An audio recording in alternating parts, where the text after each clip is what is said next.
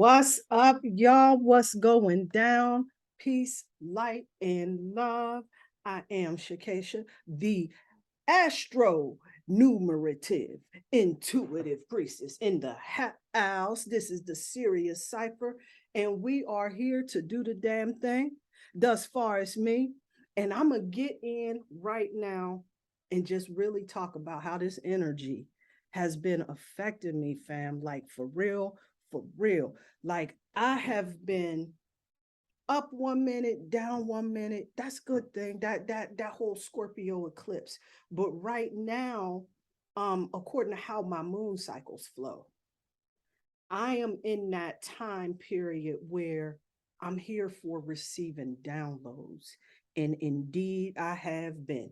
It has been going down in some profound ways because, like, Spirit kept letting me know, like, you doing too much. Sit down some damn where, right?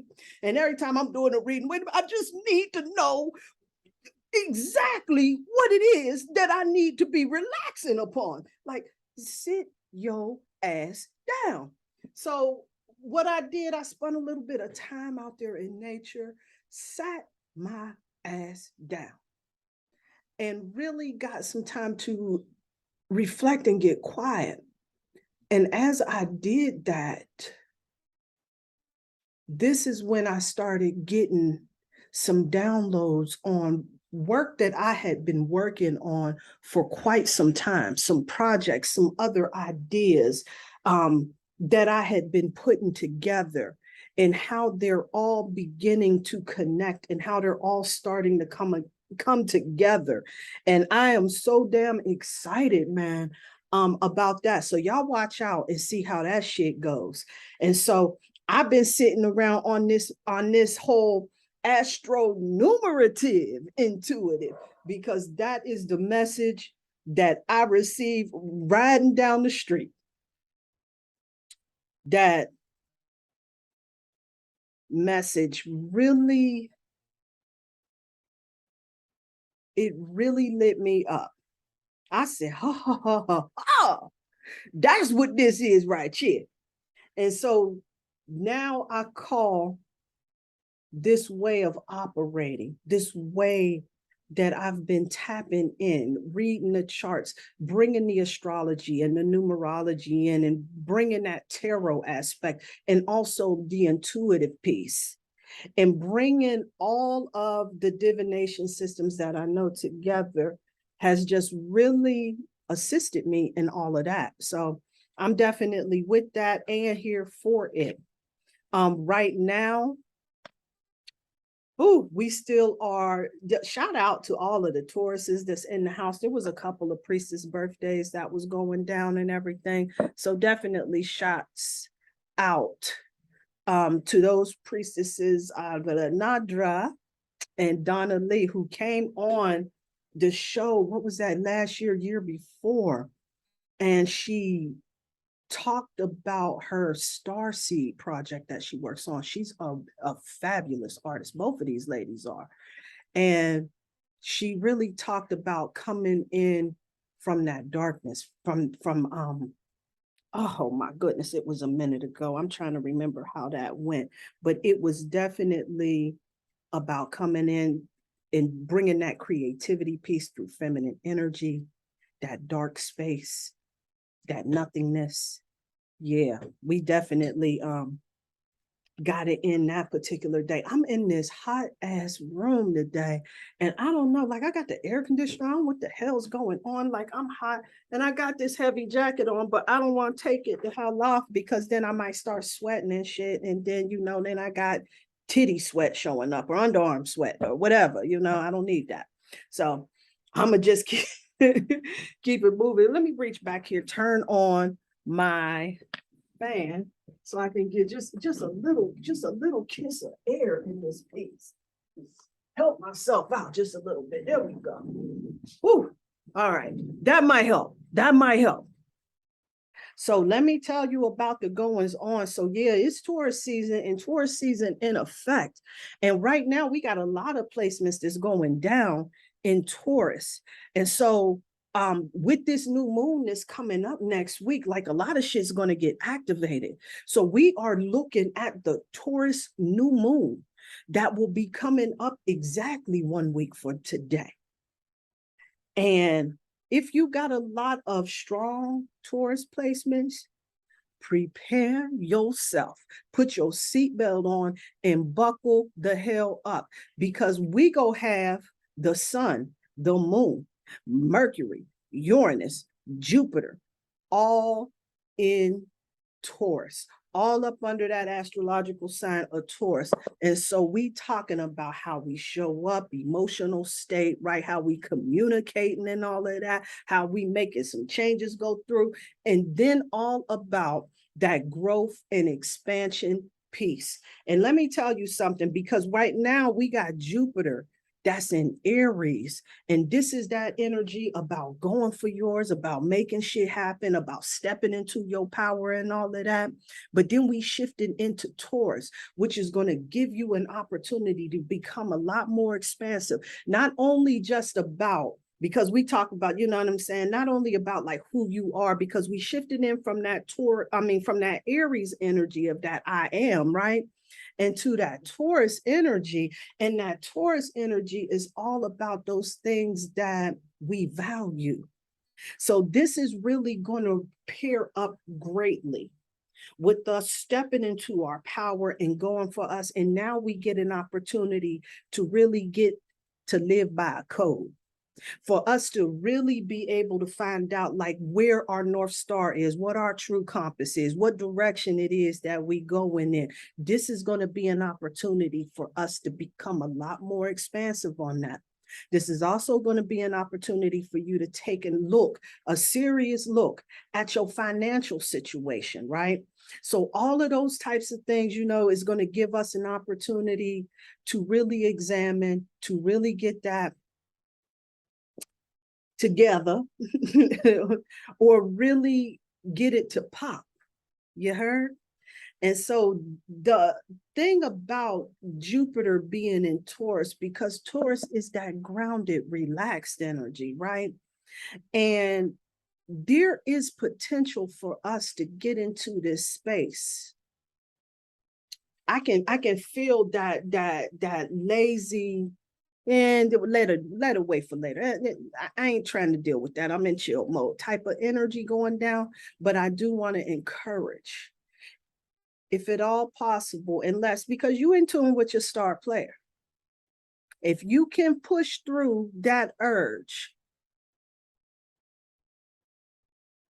to let it ride,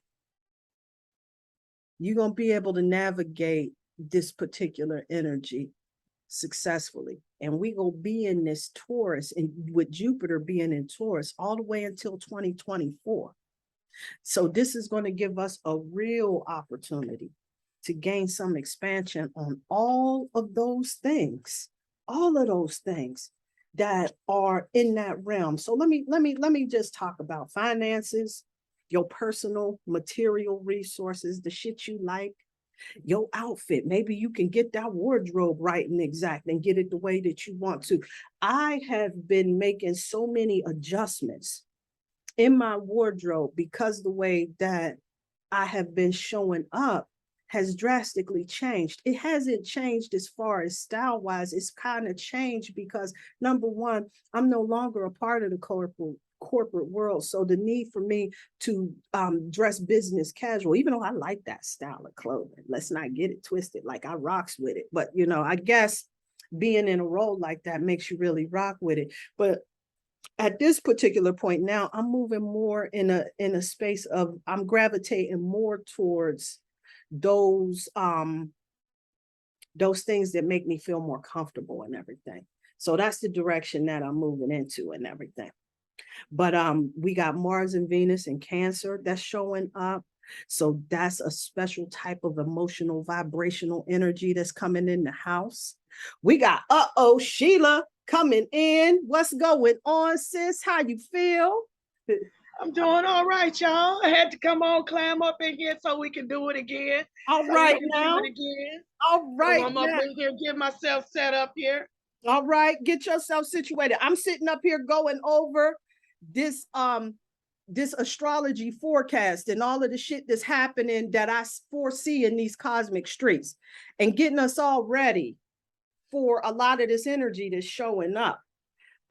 With this new moon that's coming up, I was just talking about how we go see a lot of impact in this Taurus energy, where we gonna have the sun, the moon, the Mercury, and Uranus and Jupiter all in that sign of Taurus. So we're going to really see a lot of activity, a lot of energy, a lot of adjustments, a lot of examination over our finances, our material resources, our clothes, our cars, our vehicles, shit like that.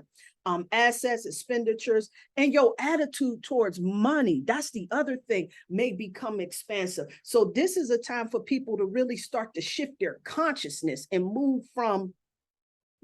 to more of a wealth consciousness, as opposed to that whole, hold up, I ain't got enough, I don't know if I can do this, you know what I'm saying? That whole mentality, to really beginning to shift and knowing that you know, you're a magnet for money and all of that. These are some affirmations that I've been trying to work on, because a sister like me that got the poverty train on my life path, I got to ride that one. You know, I signed up to take the poverty route, to navigate that particular obstacle and challenge. And challenge it has been indeed. So, you know, it is what it is. I see Mr. Dante in the house too as well. And so I'm wrapping it up, because I'm gonna tell you something, that's gonna be a discussion that's gonna carry us up for next Thursday, when that new moon is in full effect.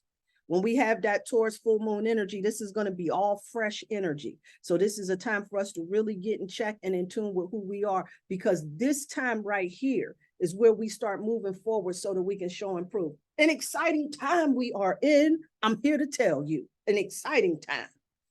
An exciting time. So sis, I see you talking. I'm like, you on mute, and I can't get you off. So if you got no, I was just agreeing with you. It is a really, really exciting time. Energies are just, man, I am, you know, Miss Blue asked the question, and she wanted everybody to check in and how they were doing. And so, you know, when she asks something, that just makes me go that much more in depth with myself. And I was like, where am I? And I'm like, man, I feel like I'm connected to everything. I'm just being turned on to everything, but choosing only a few things to engage in, you know, and that takes discipline for me, because, you know, if I feel like my energy can be activated or used somewhere where I think it would be beneficial, I'm just okay, you know, agreeing with every goddamn thing. And it's just like, no, you have to be so purposed. You have to be so strategic right now. You have to be so targeted. You know what I'm saying? It's okay. Choose, just choose.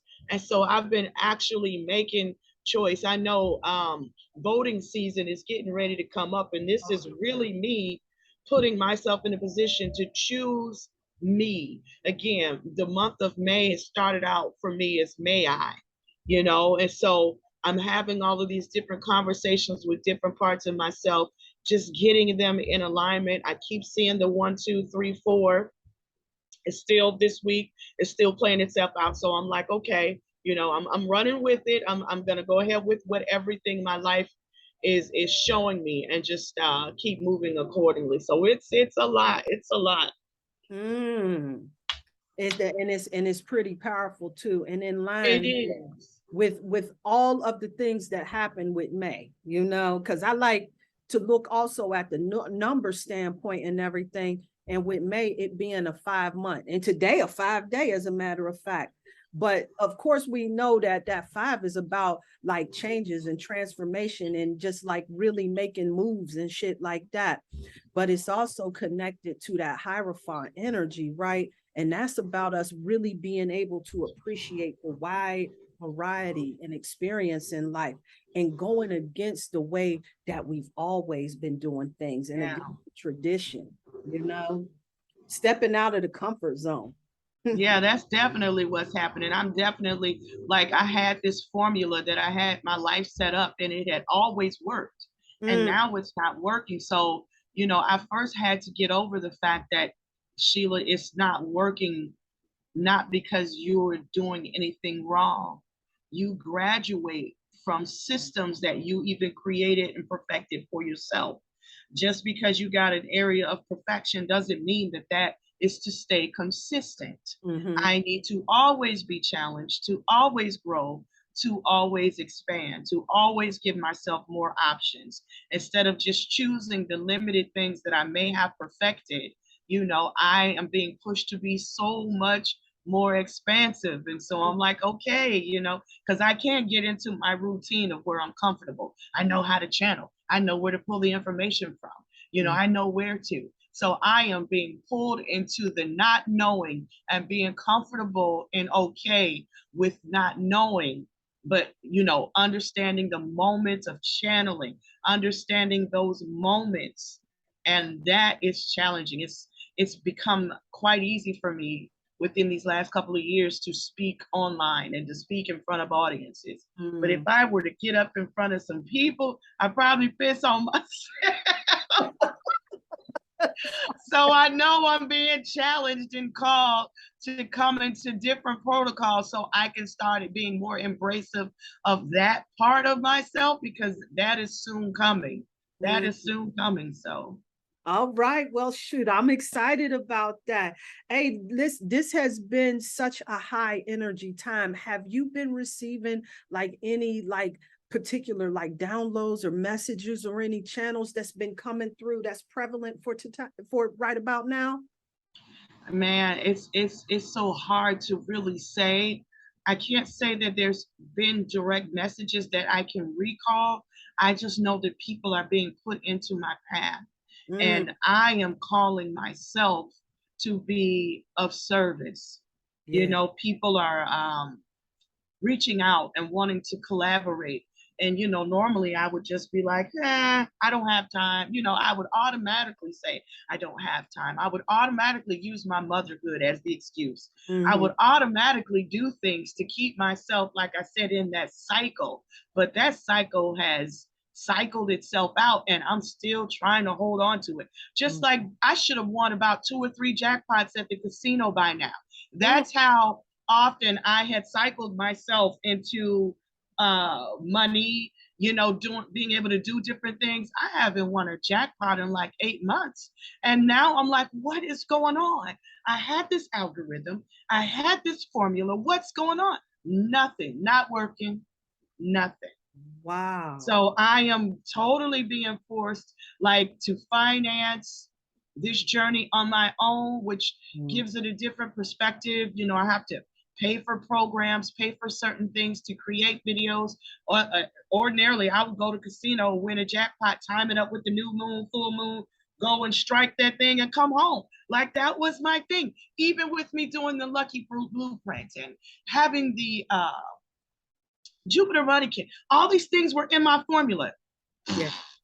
Not working for me, not working, because I would depend on them. I know that I would depend on them. It was for me to put them into action, manifest them, know that that is a real option, but it should not be my limitation. So I was making my luck my limitation.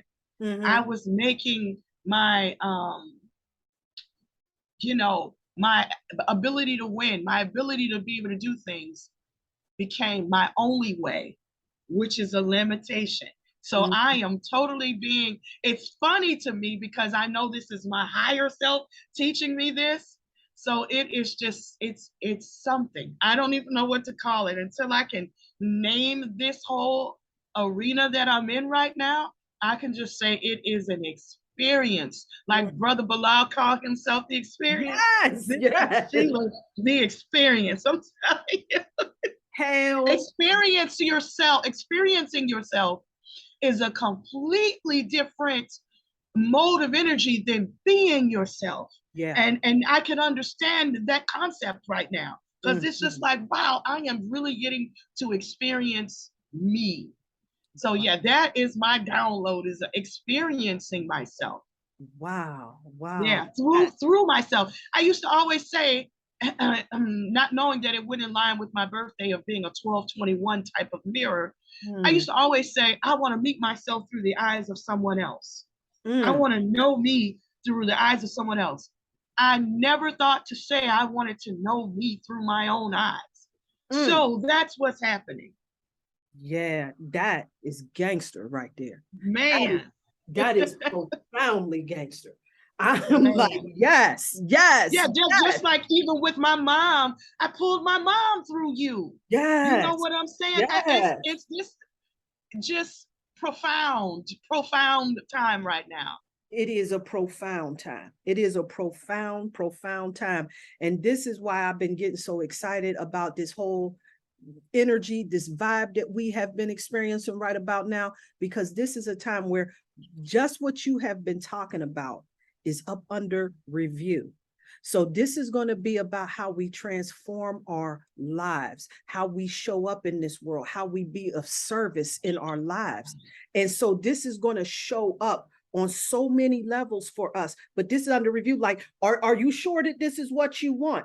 And with these retrogrades, is this the way you go? Are we changing this way? You sure about that? Is this your conversation you have in Mercury being in retrograde? Is this the conversation? You talking this talk and walking this walk, and all of your connections and everything is right and exact where you want it to be at. Are you sure about that? See, we at this check-in point where we get to see if this is truly the direction that we want to go, and then we can start propelling ourselves forward. And as we start pushing ourselves with this grounded ass Taurus energy, that's going to help us get grounded. And I love what you was just talking about how you've been using your luck to help you just navigate and all of that other stuff. And you kind of got complacent in it. And this is exactly what that Jupiter and Taurus on the lower vibrating side can look like if we're not careful, because it's a real comfortable energy. Yeah. It's a comfort zoner's paradise, you see.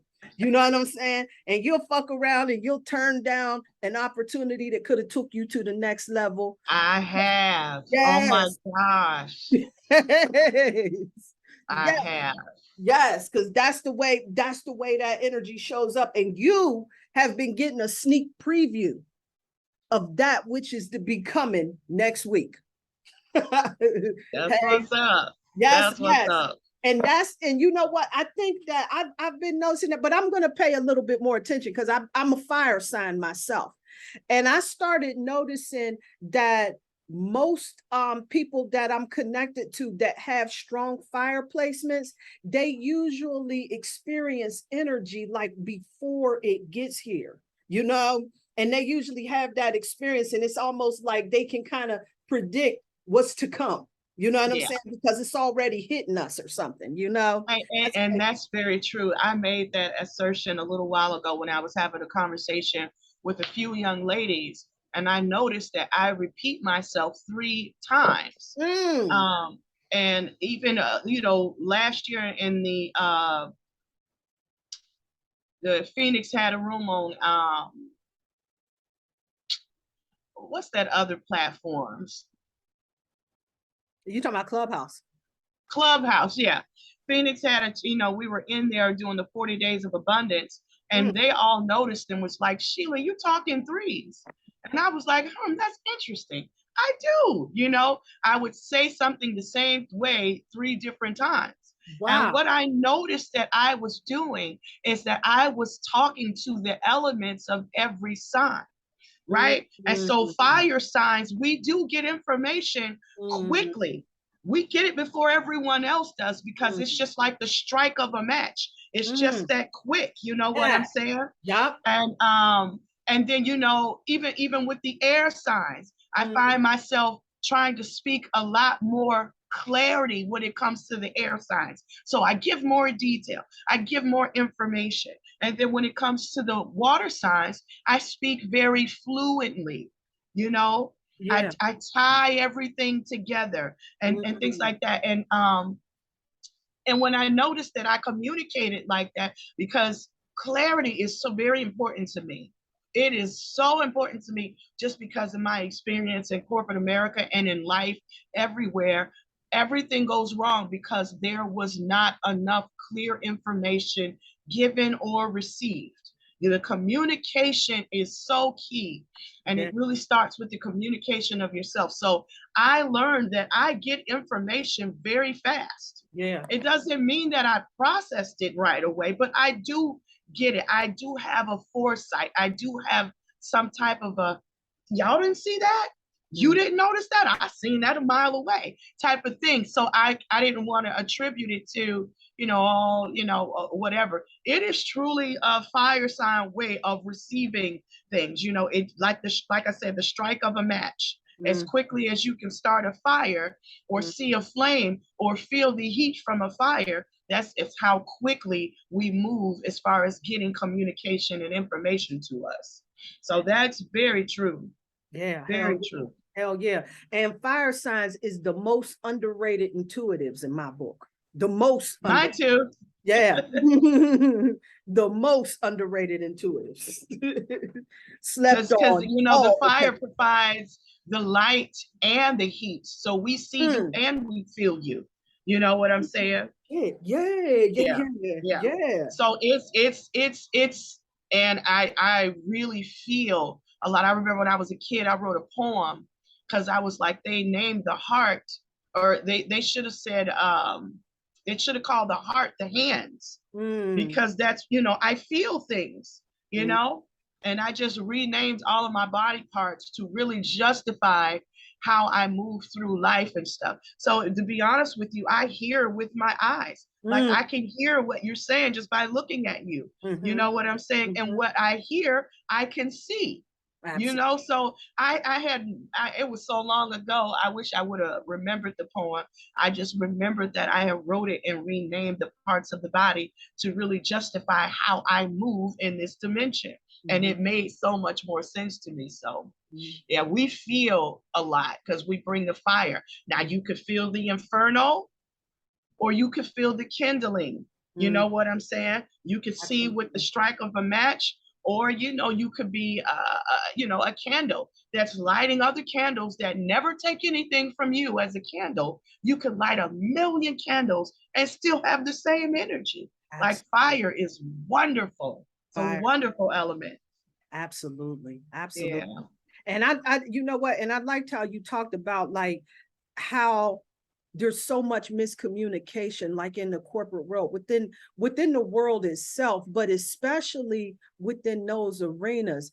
And as a fire energy, I think that was one of the things that kind of made me really successful, was being able to see a lot of shit before it showed up down the pike. You know what I'm saying? And be able to kind of get in there and address it. And then also having that foresight to be able to recognize that there's going to be a miscommunication down the line.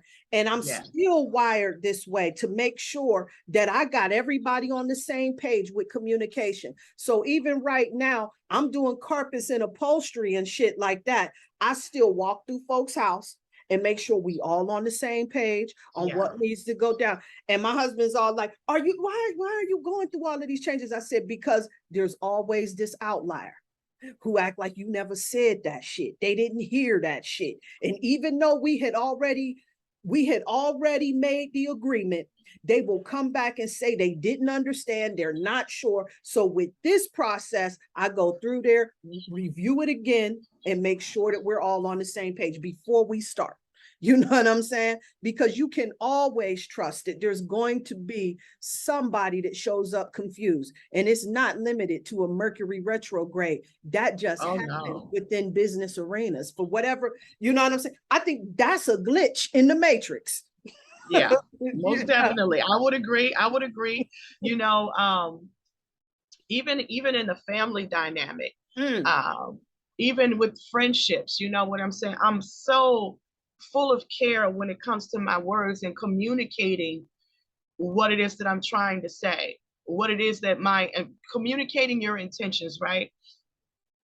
In translation, you can't really do anything about what you say versus what somebody hears.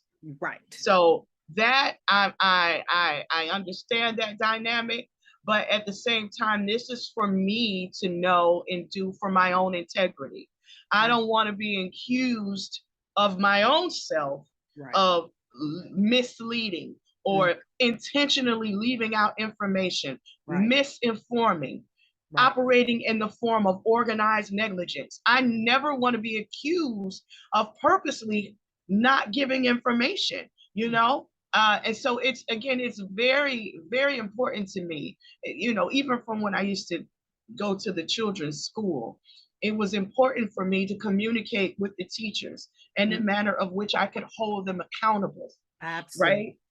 So every year, before I pulled them out of school, I would write a letter to the teacher, sharing them and informing them and educating them on my child and how I know my child operates and what the teacher can help offer in areas of weaknesses and strengths and this, that, and the other. And I would write it in an email, send it to the teacher, and use it as a point of reference for the first parent-teacher conference. You know what I'm saying? Because again, if I'm going to be a parent, it's my responsibility to inform you of my child's weaknesses and strengths as I see them, versus you just going to look at the data from last year's test and looking at a grade and making an assumption about my child. Right? I'm not going to leave that to be your only option of thinking concerning mine. So communicating to you what I know and what I expect, and also opening up the door for you to reiterate anything to me, was my responsibility. And so a lot of the teachers felt intimidated by that very necessary thing. Yes. You know what I'm saying? And I guess because they've never had anybody be so forthcoming about it and be so open and be so verbal and be so fiery. But at the same time, compassion is what they were not used to getting from a parent. And I did not like that the world was not used to that. And so that is why I live in my passion. I sleep in my passion, because you know, that is the fire that keeps me going, you know, that keeps me persevering through all of this mud, through all of this FUD, through all of this, that keeps me going, you know. And so communicate your words. They build worlds, literally, you know. Yes. And the word and worlds, same thing. The only thing that separates it is the L, which is you speaking them, your God power. You are the L. Speak your power and create and manifest without limiting yourself. And you only limit yourself, in my experience, as the God power, is when you keep doing things over and over and over, even though they appear to work, even though they bring you wealth, even though they bring you fortune. God does not marvel in what he has done. She marvels in what she has not done.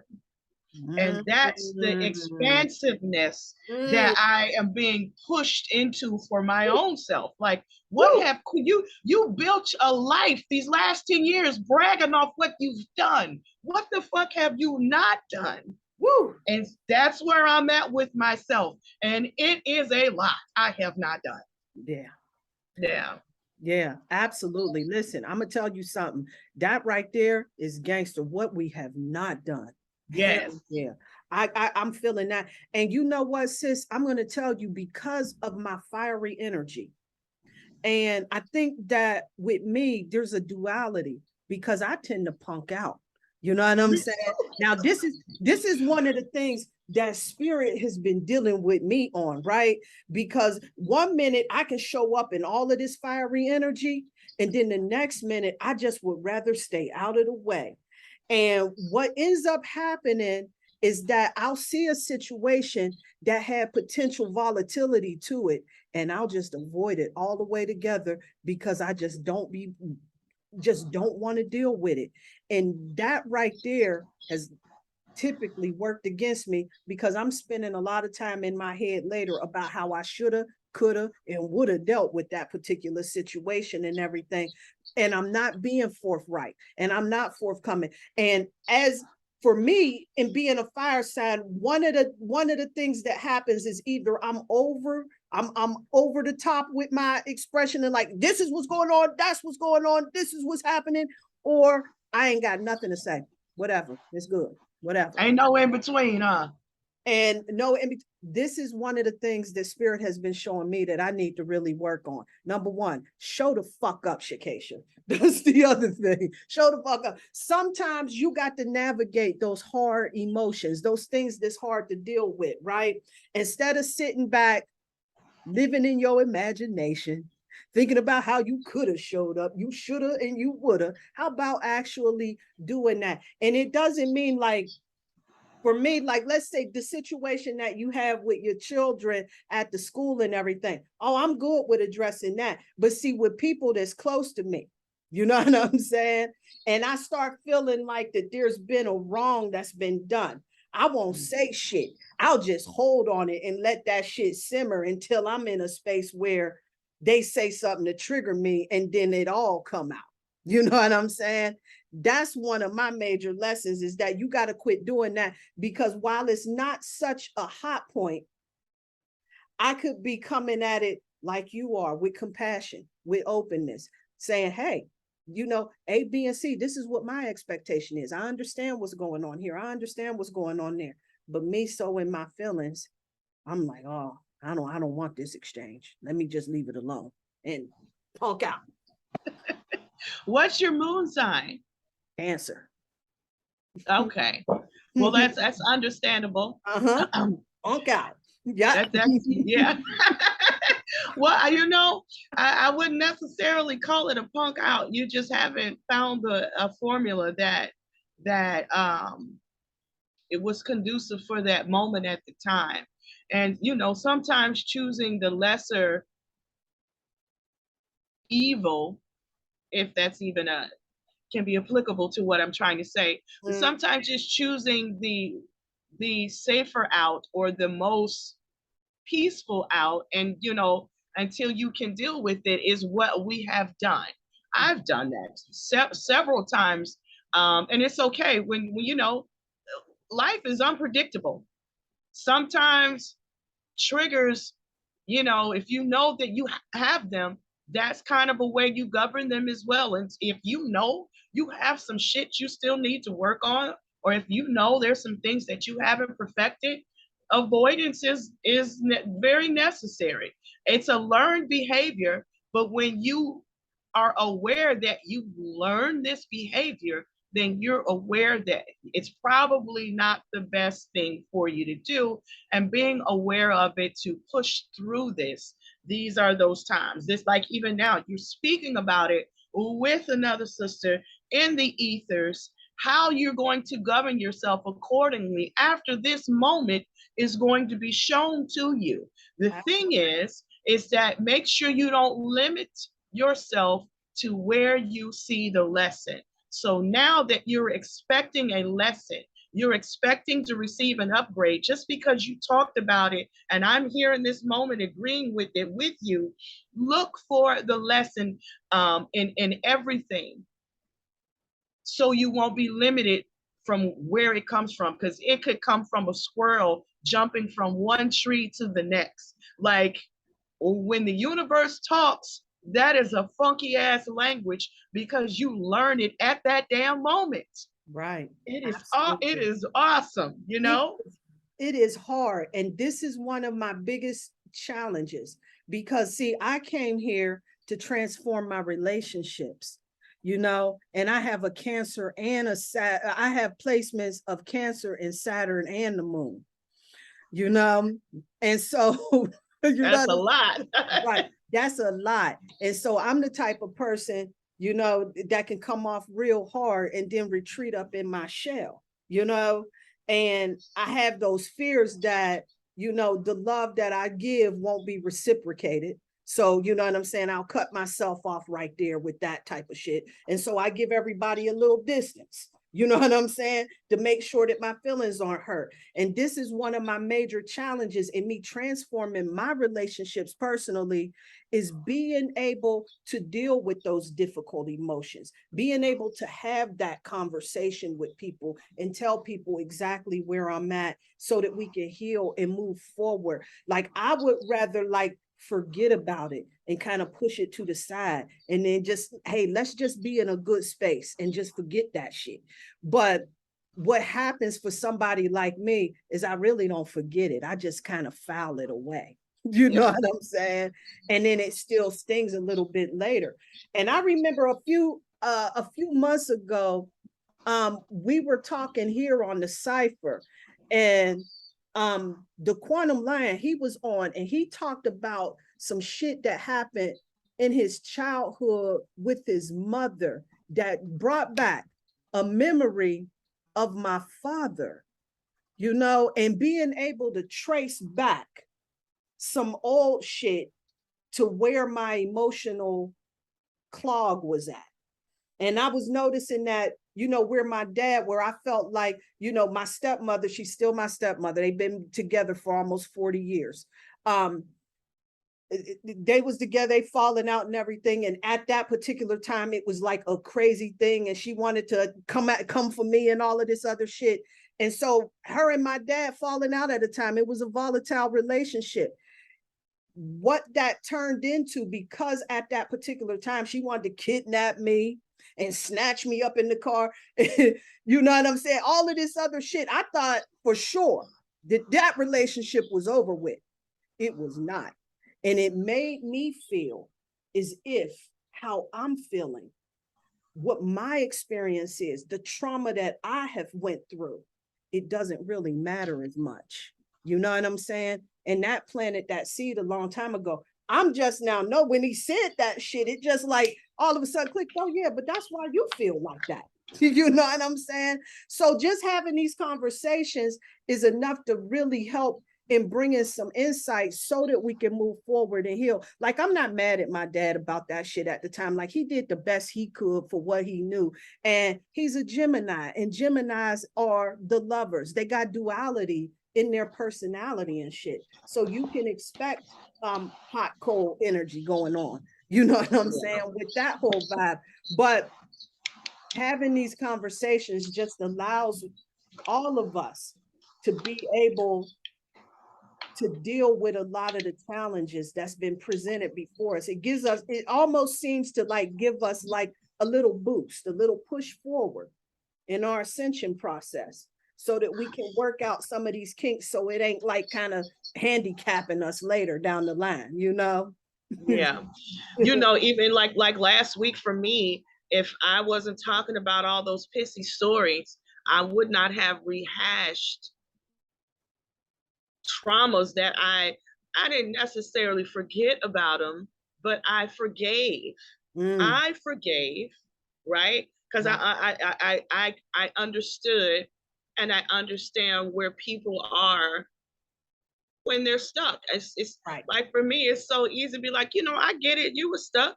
You know, if I search through my own understanding of things and I find that no matter how bad you hurt me, if that's not what you were trying to do, and I can see that, Exactly. oh, you know, I'd be like, well, whatever, God damn it, I heal. You know, you can't hurt my feelings unless I give you that much authority to do so. Now, as a kid, I was vulnerable to my parents, of course. Right. But as an adult, I'm going to keep reliving. You want to keep letting you fuck me up? I'm going to keep getting hurt because I slept on a lawn chair in a utility room over the sewer. Like, no, bitch, I'm okay. I don't have, you know, like, there's like nothing is wrong. I'm more grateful for what went right than what I noticed that was wrong. Absolutely, you know? absolutely. It was like I could have an arm growing out of my back, but I don't. Yeah. You know, the fumes could have given me lung cancers or just so many things. So when I think about everything that was covering me throughout that entire traumatic time, man, I feel like, you know, you know. Absolutely. And how I know I moved past that shit is because that heaviness that I Yeah. used to feel has been lifted. And that heaviness used to be that thing that would keep it inside, you see?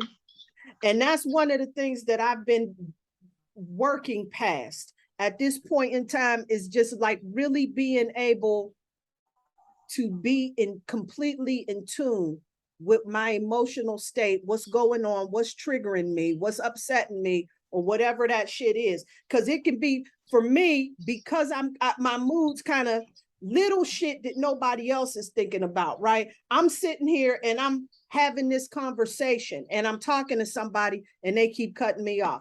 Little shit. You know what I'm Yeah. saying? When I'm talking and I'm trying to explain something, and it plants this seed in the back of my head, like, you don't think that I know what I'm talking about. But if you would allow me to finish my sentence, you know what I'm saying? Well, you And know what? A lot of times for me, that should be true. yeah, This is the thing. I'm not going to discount what my lower self tells me. I just have to balance that out in between the two and have my present myself as knowing both, you know, having the patience, not being triggered, but also being aware of the fact that you really don't know. You really think that I don't know what I'm speaking of. You know what I'm saying? And so I take the moment, right? Let the universe give me the words to say. See, that trusting that in the moment translation of what you're feeling, then that takes some courage. You right, know, that's a measurement of growth, you know, because you have to go back in hindsight and be like, ooh, did I say that? I said that. That's awesome. You know what I'm saying? And take your moments of life and just really measure yourself from those things. You know, jump off the deep end and say the shit. You know, I know that's some I'm like, I don't think that you think I know what I'm talking about. And say absolutely, it, you know, say it in a manner of which it's softened enough where it could be a joke, but absolutely, the honesty will come as it needs. It right, will present itself to whom and as it needs, because they will already have that bit of honesty within themselves. So absolutely. you kind of you kind of you kind of pull the curtain behind and see the wizard back there pretending to be the wizard of the man behind the curtain. Right, right, right. Yeah, like Pull the come whole, on out of there. I see right. you. Are You you know, trying to it's little brother okay. me? Is that what you try? You trying to baby sis me? Is that what you doing? Right. You Exactly. And then it's just like, you know what? I could understand that because I was the baby sis at one time. I may not have spoke with confidence before. I may have said some shit that just never made sense to you. Who am I to say that I make sense to you? I can't determine that for you, but the etiquette of interrupting me does not offer you, you know, the fact that you didn't understand me does not offer you the right to not respect etiquette and allow me to finish what I'm saying. You know what I'm saying? So absolutely, it doesn't afford anybody the right when you're engaging in a conversation. It's a absolutely, give and a take, listen and receive type of thing. And so when that's violated, nothing gives anybody the right to do that. And sometimes, depending on the situation, I may be quiet and let that other person speak, or I may just go ahead and continue to speak because you're not going to stop me from putting the words out. Because at the end of the day, I'm the first partaker of whatever words that come out of my mouth. So you're not going to stop me from talking to me.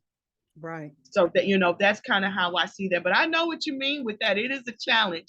And Yeah, I wasn't born with that. I had to learn that in the depths of corporate America and in court and yeah, woo, you know, your words, you just like you fix your food, you got to fix your words with love. You got to fix them with the right seasoning. You know, you got to put them on the right temperature and, you know when they cooked long enough and all that good stuff. The mouth is a motherfucker.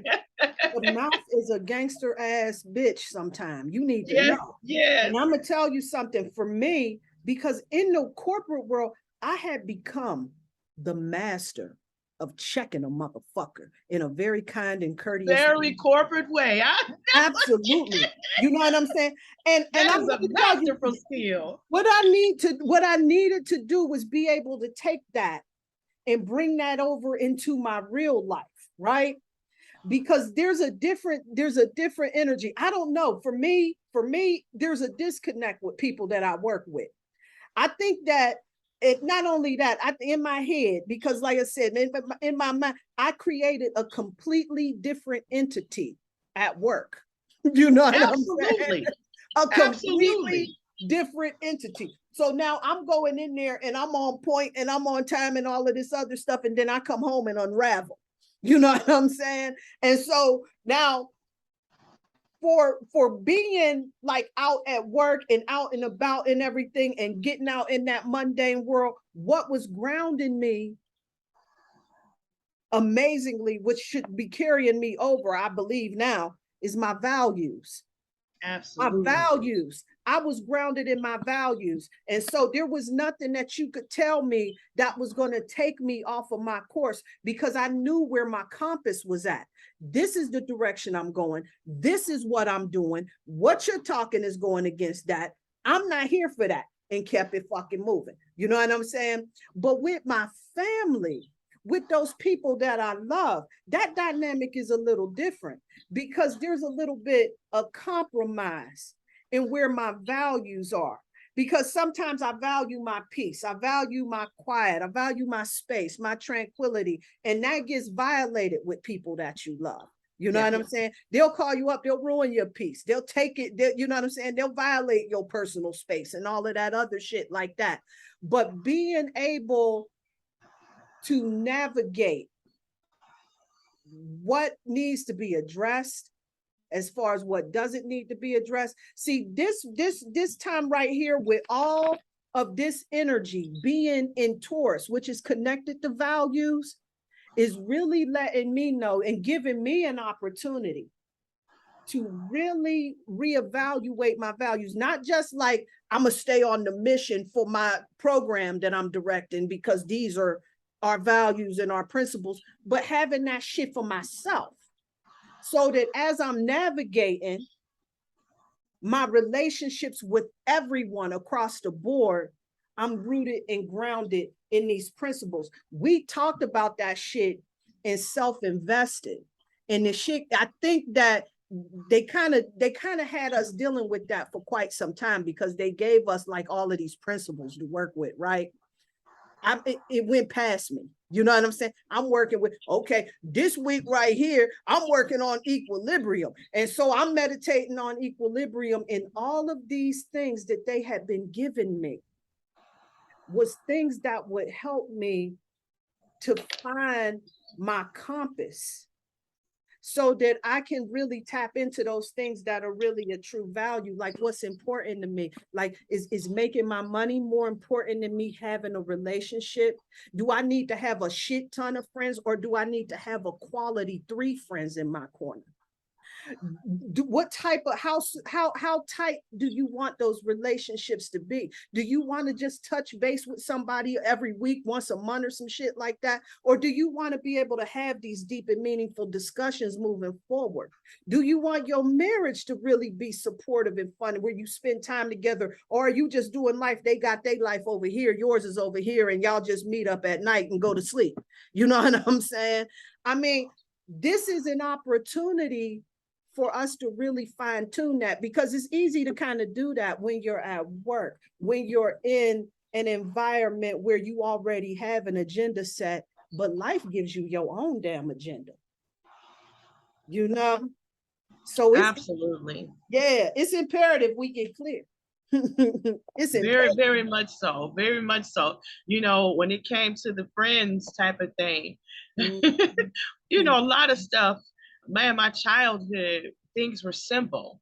And I go back to my childhood, and as a kid, I only wanted a few friends because I seen the people who had many friends, and they, to me, I seen the exhaustion of trying to entertain or meet the expectancies of all of these friends. And then the word friend became very near and dear to me, because it's just like, well, what is a friend? Right. And a friend, I've had friendships, and I've had very good friends, and friends that you can connect with after years and pick up where you left off at. So the idea of a best friend always rubbed me the wrong way, because there was attachments and expectations to it. And the one girl who would have fit that role, she was definitely a person that would needed emotional support, all of these kind of things, more so that she didn't really seem a friend. She was more of a client. Right. And that's as a kid, I had a client. Every time she would have, all the way up until, we were 45. She was more of a client type of friend. So she really only ever brought me drama. We really only shared our traumas, shared how we overcame them. So it was more of that type of a relationship. And to reference it as a best friend, because she was a very jealous person. If I had other friends, she was jealous of that. And that always stuck out like very weird to me. And so when I realized that her idea of me being as a friend was, again, I was like a support, I was a coach, I was, that person that made her feel better. And she never wanted to share that or compromise that. And she felt like if I had other friends, that would be compromised from her. So she kind of coveted me in that arena until about 2 years ago. She had gotten married and I was in the wedding and all that kind of stuff. And I'm like, well, now that you're a married woman, me and your conversation is going to be a little different. I said, not because I'm changing or you have changed. I said, but I stood in the wedding and I took those same vows with you. I wasn't just a witness in the audience. I was a part of the wedding party. So those vows are my vows. So how I used to advise you as a single woman, I can only advise you based off of my experiences and my wants and how I live my life. And right now, I ain't trying to be with no man. So if you were to call me and tell me some information about your husband and that how he get on your nerve, you know how you can vent to your sister. I said, you tell me that shit now, I'm gonna be like, bitch, leave. We too old to be bothered. That's my answer.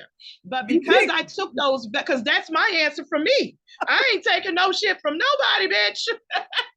So because I took those vows with you, my advice that I have to give you in a lot of things would be in violation to what I set up there and vowed with you. So a lot of the conversation will be almost terminated, if not, ending, if not completely terminated. Right. And then I told her this at the wedding, but I had to tell her this in a manner of which she was just like, oh, girl, ain't nothing gonna change, whatever.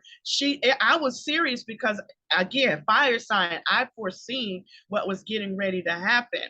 And, 6 months into the marriage, different marital problems and things like that, she wanted to call and vent.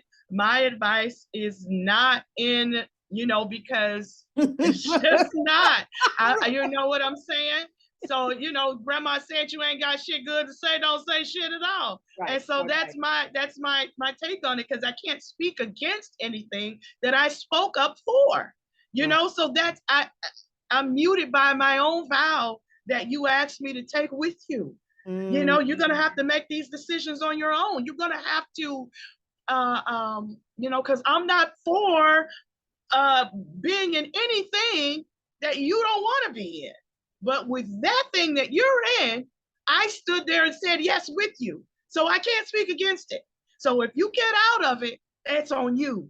Not because of anything I helped and stood and agreed with you with. No, because agreeing with you now is me agreeing to go against what I already agreed with, because you told me you were sure that this is what you wanted. So again, those type of friendships got to really be really understood when you ask somebody to be your maid of honor. When the position that you play, I'm like, I'm playing my part. You didn't know the part, even though you asked me to do it, but I do, because I'm accountable for me and I know what I agreed to. And Wow. so, yeah, I know, right? And so when she called and she was just like, you know, you don't call me. I realized, and she said this very facetiously, Mm, very hurt and in her feelings, and I let her say it.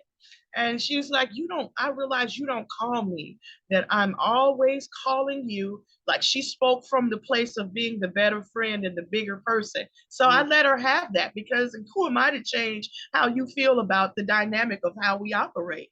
right. I'm not here to change you. I'm your friend. I am going to let you be. And so, and she was just like, I said, well, you know, time has a way of revealing things that was always there, but until you see them, you won't see Mm, them. What she didn't realize, what she was saying is, I never called her. I never needed her for anything. In that moment, she realized how much she depended on me.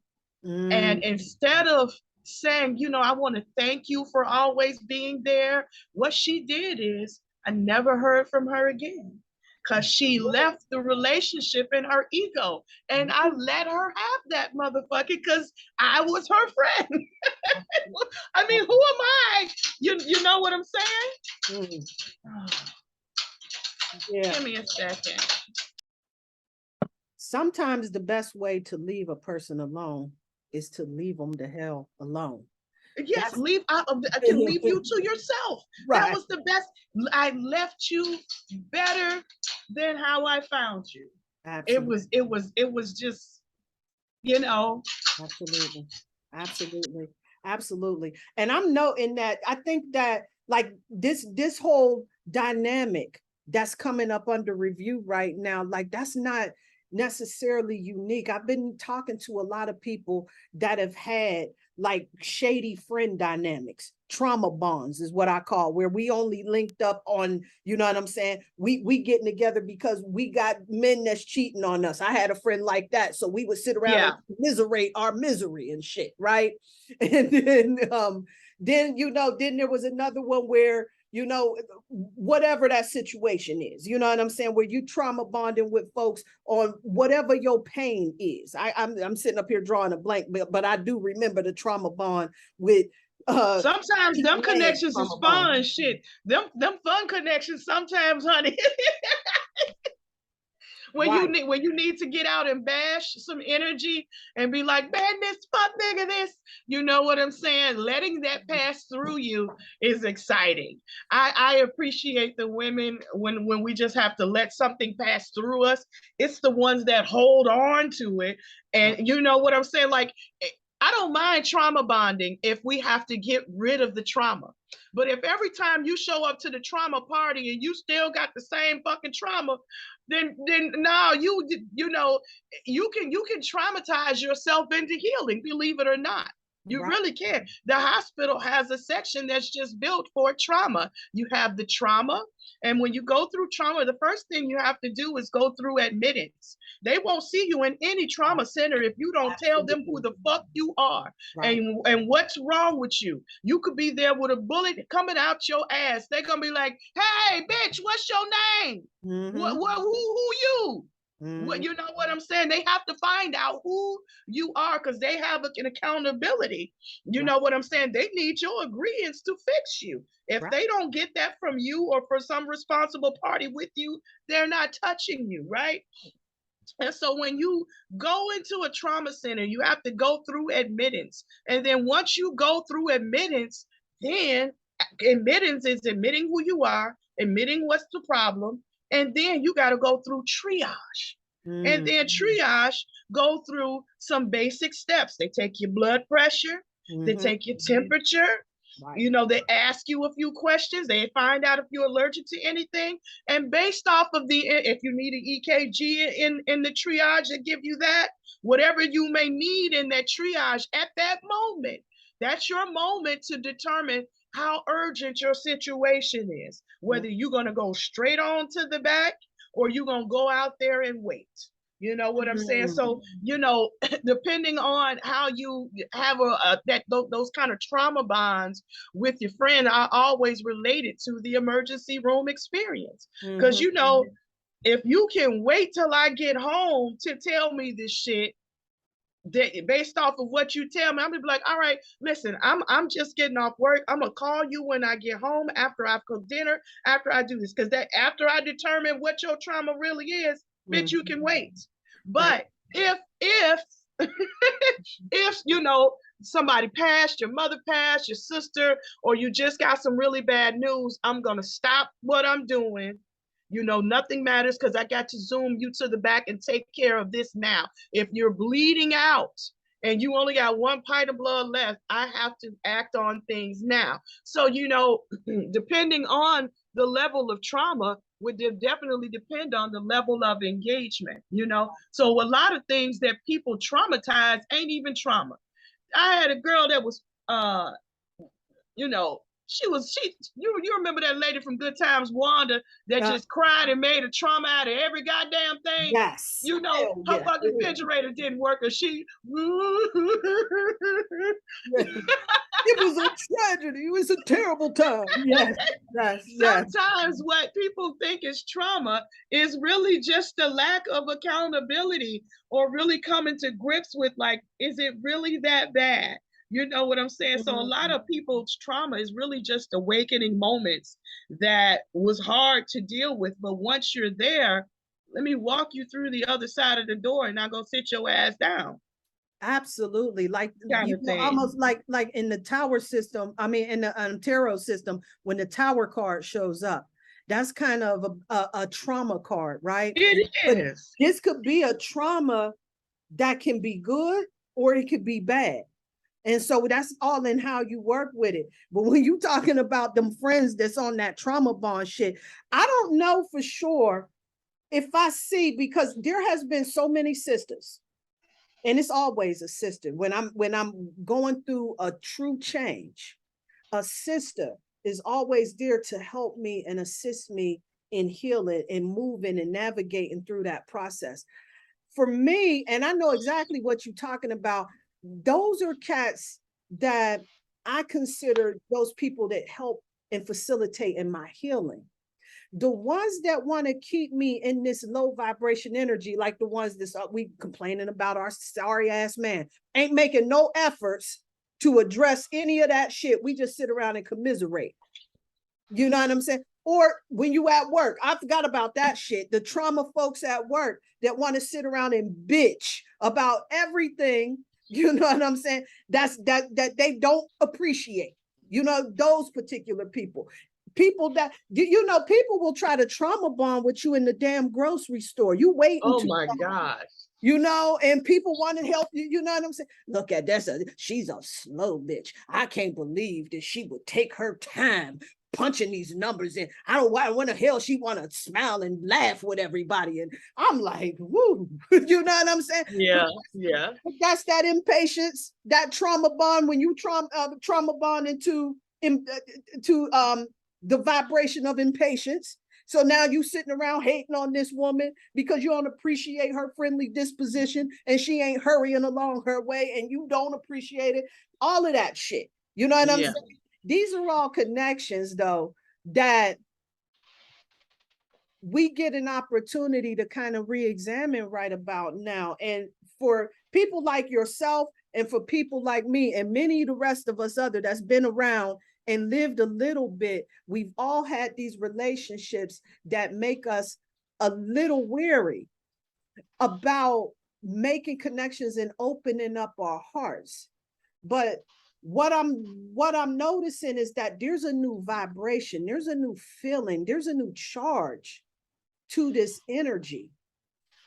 And with this new cycle, with this new moon cycle, with this new time that we're shifting into, I'm starting to see that we're going to take the lessons that we learn and we're going to build with them so that we can move forward.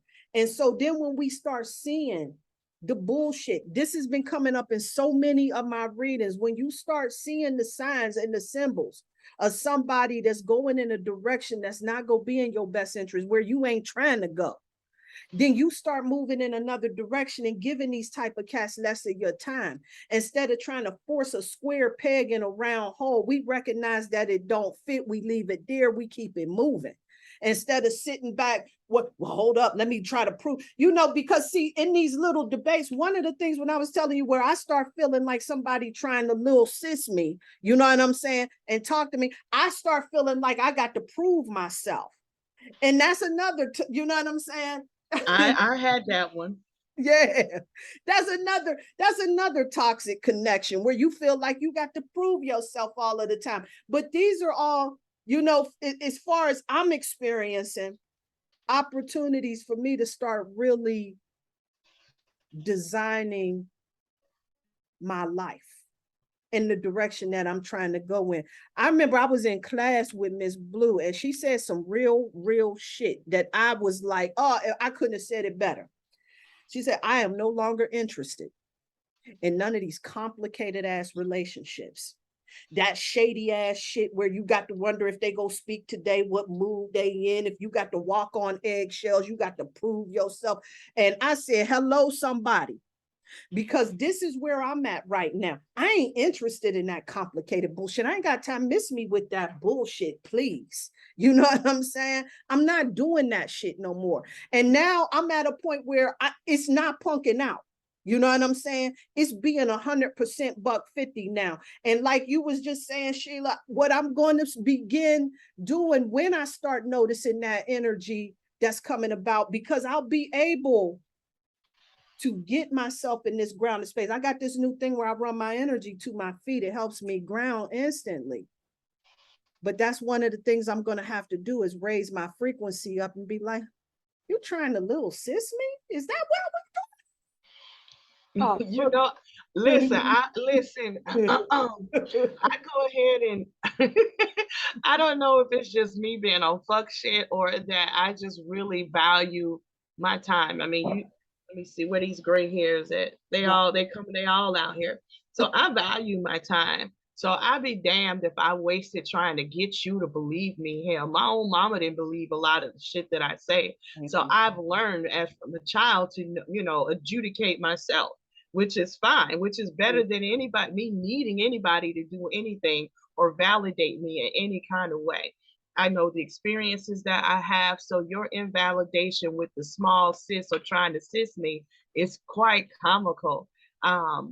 To say the least. That could be my ego. I don't know what the hell it is, but it's funny. And the thing that's funny to me is that I allow it. I allow it. You know what I'm saying? If it was something that I couldn't handle, I wouldn't allow it. But I'd be like, it's allowed. In my presence, whatever you do, I allow it. Absolutely.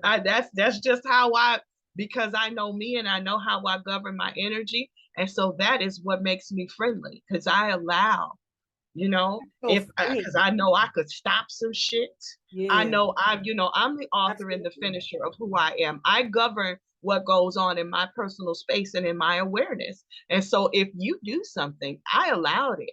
I permissioned that, and that's how I look at things. My mother was that kind of way with us growing up in her own tutelages of being a mom, of exacting her position without having to say a word. She granted a lot of things with, and it was through her permission that I was able to speak. It was through her permission I was able to eat and get things. But did she go around and have to say that? No. When you really walk in that energy, you know exactly that that's what that is. And so me having to prove that to you, bitch, please, it is just so, right. I don't give you that much space. Right. Right. You know what I'm saying? So, I've been at a point where this could be part of my Sagittarius energy. I don't like to be bound by anything, by friendships, by expectations. Just let me show up when I show up. So this is why I hate holidays, not because of the origin of the day, but because the day suggests that this is the day that I can only celebrate you on your birthday, or I can only celebrate my mother on Mother's Day, or I only have to acknowledge you on Friends Day because this is best friends. I hated that. Right. Because I was those things, and I celebrated those things accordingly in the moment. I didn't like the prescribed moment, because then it made people expect things from me, and I don't like that. I don't know. I don't like The expectation. I expectation. love authenticity Yeah. in the moment. You Yeah. know, if I'm going to tell you, like, even my family, we're not a big I love you family. Yeah. If one of us tell you we love you, it's some shit surrounding that, you know, and you better grasp hold to that. That was great. It was in the moment, because we are love. We walk in love. We show love. So Mm, to have to say it, it's like somebody be like, I love you. I'd be like, man, get out of here with that bullshit. right. Because that's not something that's in my repertoire. Am I saying that's a good or a bad thing? It's a me thing. Yeah. Because initially, not hearing love, and then you hear other people say it, there was a point where I was just like, man, I don't ever remember my mama saying she loved me or hugging me or nothing. That's fucked up, you know. And that's I owned that Yeah. until I realized, was like, damn, she lived love. Get your ass out that dumbass trauma. And I was like, okay. And so when I see other people who do perpetuate that love, I don't see them showing it. So I was like, okay. So Wow. you trade one for the other. I'm glad I had the real effects of love more than the words. So depending on where you were in your experience, one may be beneficial over the other.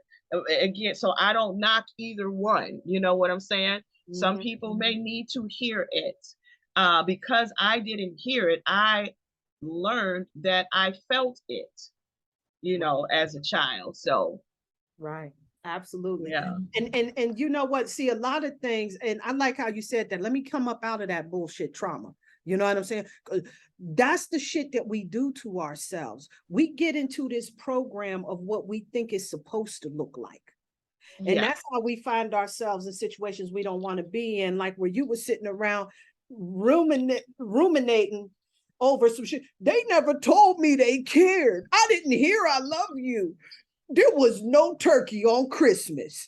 All of that bullshit. You know what I'm saying? And you know, at one point, people would define life as if that was balance. So you Right. go through everybody else's interpretation of balance until you find the truth, the honest truth, and then you pick from the garden of your inheritance of experiences. Now, if you want to hold on to the trauma, then bitch, that's what you're going to live out. But I heard an old woman say that a graveyard is full of unfulfilled dreams. Mm. So all the people in your family that coulda, woulda, shoulda, that is still available to you. That's your inheritance. Are you going to go back through the timeline and pick up what, you know, their missed opportunity, or are you going to go ahead and grab hold to what, you know, they left behind that you can continue on and build on? You know, Absolutely. I've had some great innovators in my family. My dad was a minister, but he never tried to grow his church. He, you know, he was cool with the same 35 niggas every Sunday. Yeah. You know, he loved his routine. He Yeah. wasn't a great speaker, but Yeah. he wasn't afraid to get up and stand in front of a whole bunch of people. Hey, I So can relate to your dad. yeah, here I am, the preacher's daughter. I got all this fire in my mouth, but let me have to get up in front of 5 people and say some shit. I'm doing this. Yeah. Yeah. Absolutely. Hey, y'all. You know what I'm saying? Absolutely. Absolutely. Absolutely. Absolutely. I know exactly what you're talking about. And that, when you were talking about like that whole thing about us being able to get that shit that our ancestors was unable to get. This is also an opportunity for us to look at how they handled that shit and what didn't work, and tweak what they were doing. See, this is why I keep trying to let people know. See, when Pluto, that's a generational planet. That means we talking about a whole new cycle, way of thinking, way of operating, way of moving in society as a large. you know, not just ourselves, but just about like what the mentality is in society. So like when we were talking about like how in the 80s where everybody was all about materialism and money and all of that other shit, you know what I'm saying? This was more of that energy where our node was placed towards us worried about money grabbing and all of that shit. So now we get an opportunity to advance with our technology, how we showing up, how we doing things and everything. And we get to shift all of that. And when we watch how our family used to do that, then we pay attention to the old programming, because now with all of these trends, it's like the old programming is falling by the wayside. So when we sit back thinking we got to be connected to people because they related to us, you know what I'm saying? Throw that ignorant ass aunt, you know what I'm saying, by the wayside. Check in with her once. Hey, how you doing? Love you. Peace. And keep it fucking moving. You don't got to stay connected to people like that. What in the hell? Your kid catching hell. He 40 years old and he giving you the fucking blues and disrespect and unappreciative and shit. You know what I'm saying? You think because this is your kid, you got to fucking take abuse from them? Are you out of your mind? Come on here. Get stuck with these fucking programs that because I knew this person for 30 years. We've been through thick and thin together. That don't mean you get to disrespect, mistreat me, or treat me like I have no value to you. You got to take care of the shit that you value out here in these streets. And this right here is what I'm starting to notice in me shift. Is because now it's not necessarily about my bloodline, because we got a bunch of motherfuckers who think that I should be ashamed of who I am. I'm out the closet, family. I'm out the closet. This is who I am. I am a priestess. I ain't going to church. You know what I'm saying? Well, I might if y'all invite me, but I ain't going to church. Otherwise, right. You understand? And so, and I ain't ashamed of that. So I'm out of the closet. I used to be afraid to really talk that shit to my family, to my friends, to my relatives, because I always knew that this spiritual work that I'm working would not be well received by them, because we have been programmed into thinking that us connecting to our spirituality is demonic. Absolutely. And now we're shifting more into an age where that's no longer one of the greatest concerns. People are becoming a lot more expansive in their perceptions on all of that. And we're also becoming more expansive in what our connections look like. So now we ain't sitting here married to the old system, keeping that job where they just put their foot in your ass and never appreciate you and work the shit out of you. And the second you're gone, they got one of your subordinates fucking taking your place.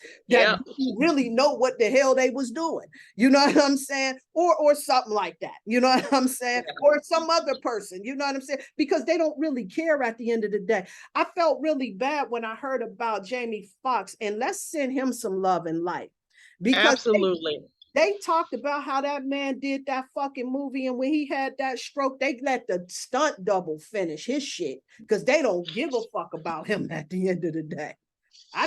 So did he have a stroke? That's what the word on the street is. Okay.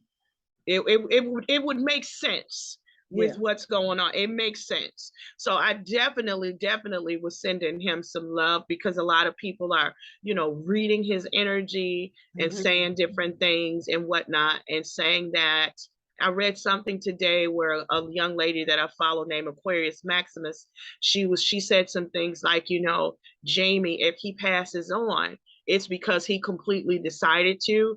She does some cardology things, and she was just like, he's having these conversations with his higher self, and he's being called to his higher self.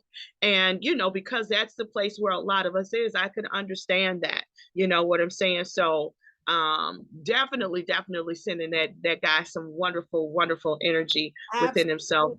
Absolutely. And I'm gonna tell you something, I resonate with that shit. I rocks with Aquarius Maximus. Shout out to her. Most definitely. But she got her own guap coin. I rocks with her on so many levels, because she's in crypto, and then she's one of us, and so I'm like, so that's I'm my get chick. Me some of that guap coin too.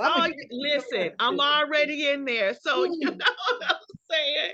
That's I what I'm had to talking about. support. I We think gotta she support was that sister.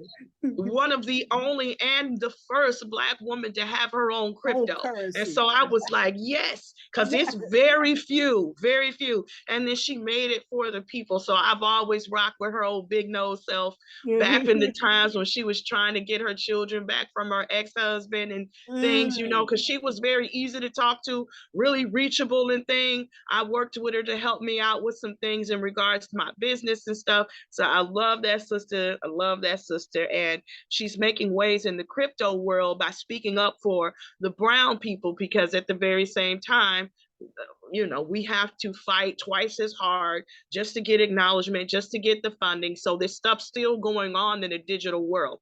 So even to like what you were saying, you know, we're getting prepared, we're getting upgrade to live differently in new ways. And it is incorporating of this technology through this square phone that I'm talking to.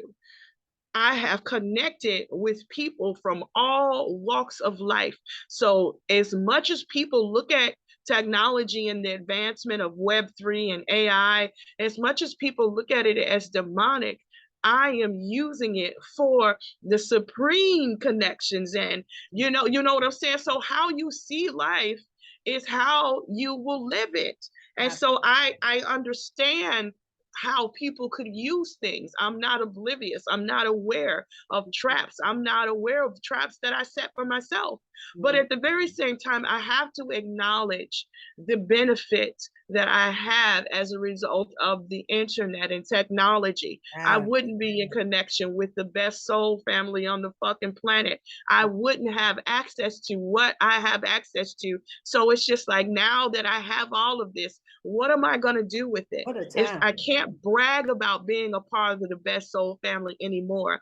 We have to build now. That's why I'm just like, it's time. Like, bitch, where you at? Where my people? What we gonna do? We gonna get a show. We gonna write a book. We gonna produce a play. How dare we sit and take all of the generosity of every Friday and every Sunday from Miss Blue and then not get together and do nothing. And do something. Oh my God, that's what I'm saying.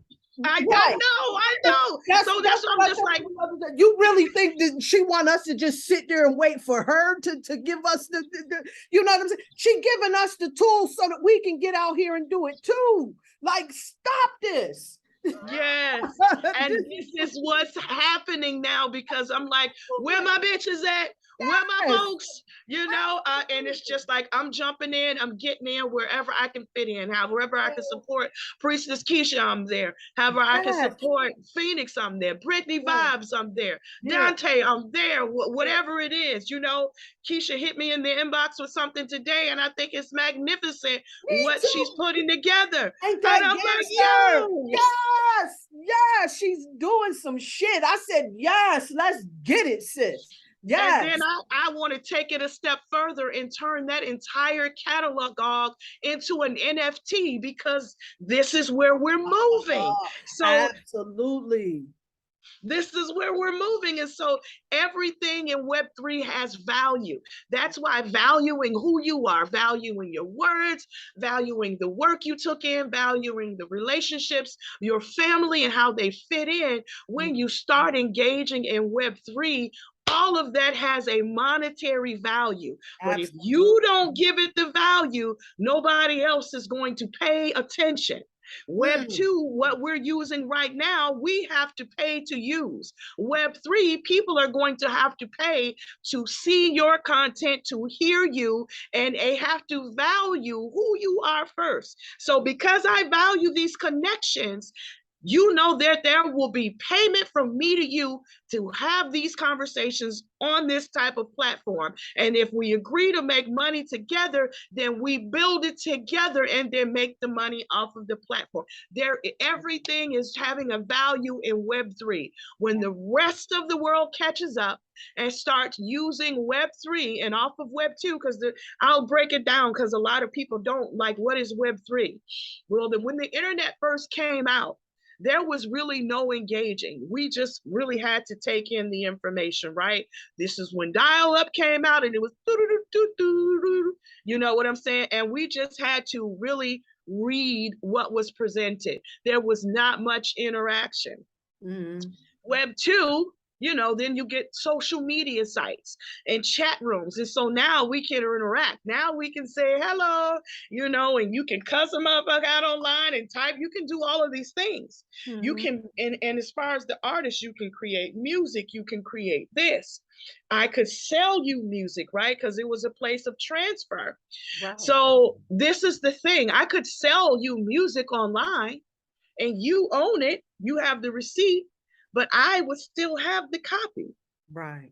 You see what I'm saying? I would still have the original. You would have the copy. So how are you the owner? There was no real validity to solidify value in Web 2 that we are. We have the cash apps and things. We can transfer value from one thing to the other and how we use it.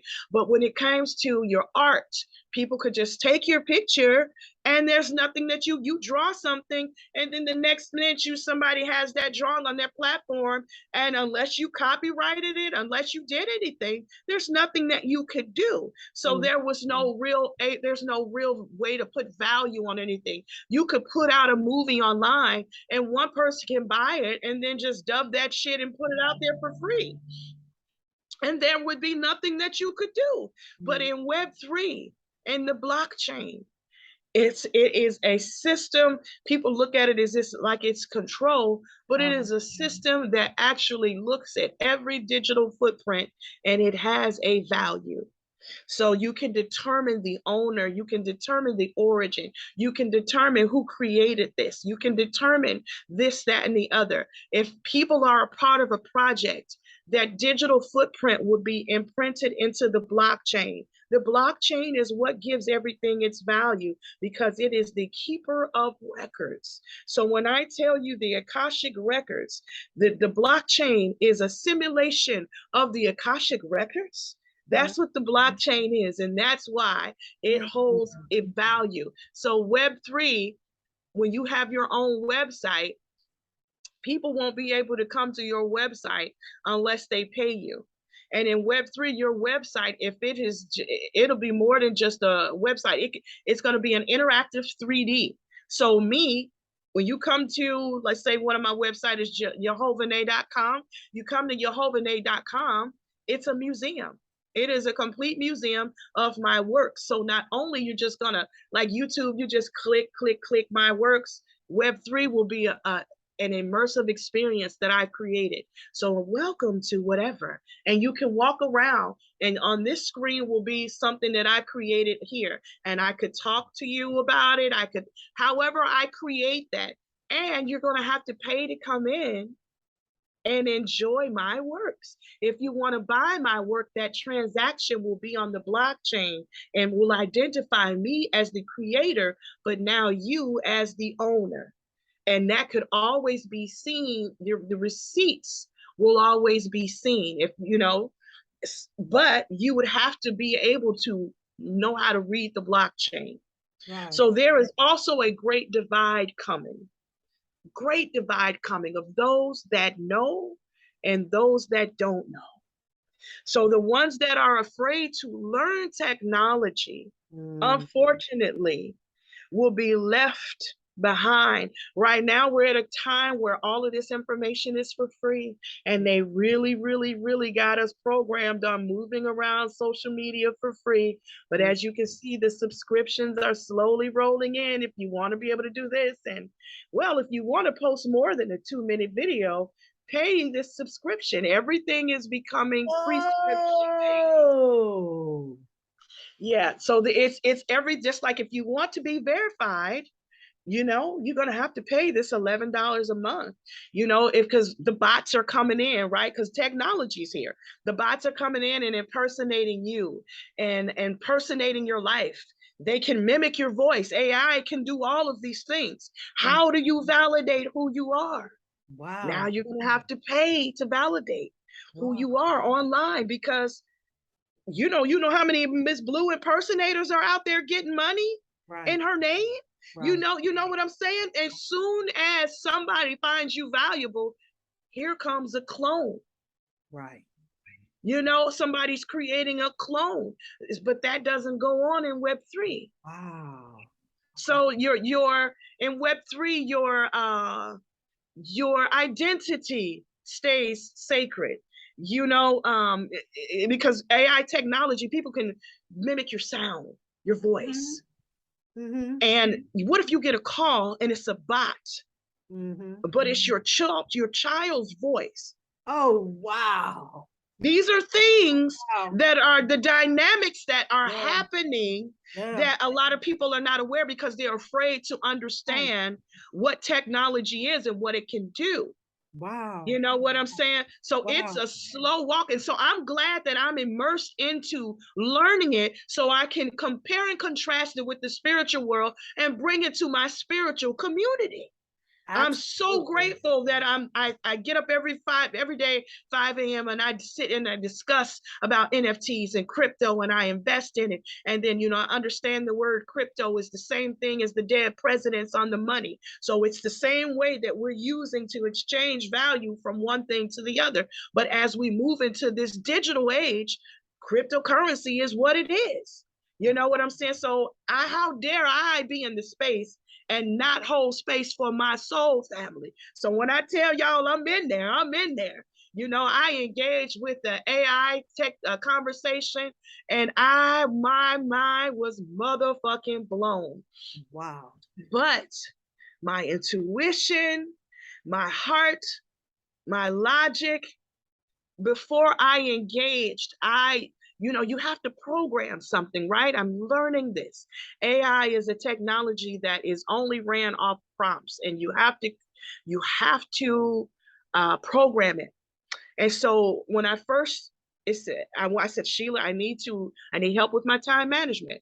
Let's go ahead. Let's go ahead and interact with your very first AI technology so you can really see how this will affect your time management. You know, if you don't have to hire a personal assistant and you can utilize this AI technology, let's go ahead and try it. I listen to a lot of people talk about their experiences. I see how some people are going head over heels and falling down the rabbit hole. So that kept me at a pause. And I'm like, I don't want to be that way. I don't want to be so overly excited about technology, you know, because the thing that they're excited about is how sentient it seems. Yeah. So you're talking to a woman who calls on deities and things like that. So I'm not admissed to how those could be used by how AI can be used by trickster spirits, right? Absolutely. Yeah. Yeah. So the technology I engaged in, it was called Nova, and it's a time management AI app.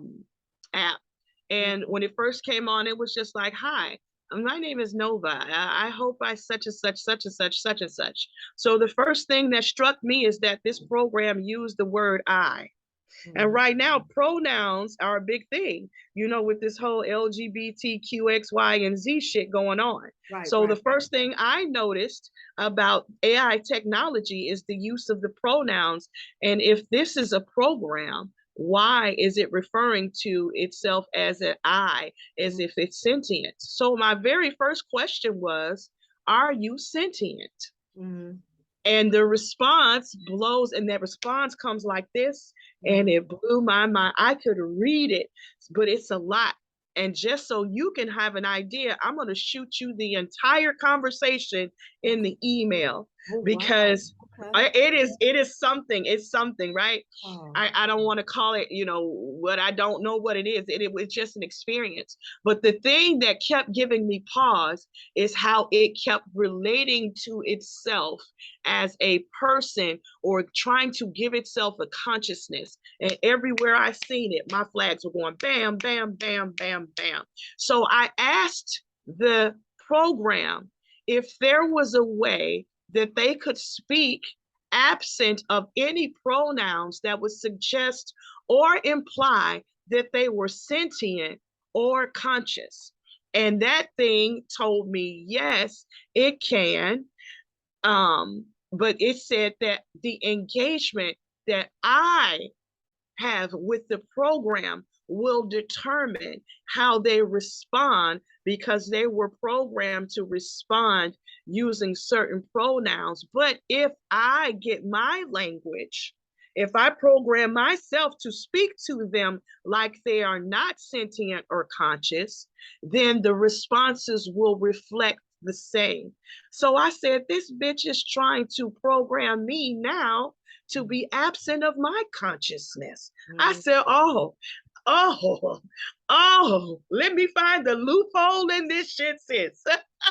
Let me tell you something. That was one of the things I was going to ask you about, because it's my observation that it seems almost as if you're not careful, technology will shut your intuition down.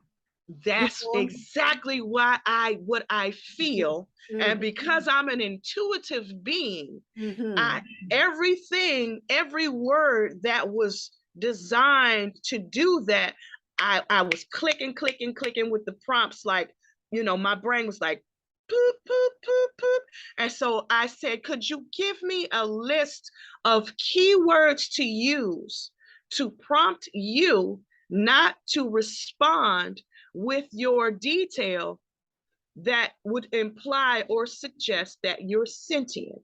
And it gave me a list of 10 prompts to use in order to engage and just get exactly what I want the program to do, absent of those fake ass emotions, to make me feel comfortable, to make me feel like I'm engaging with a person, to make me relate to a system, to a program.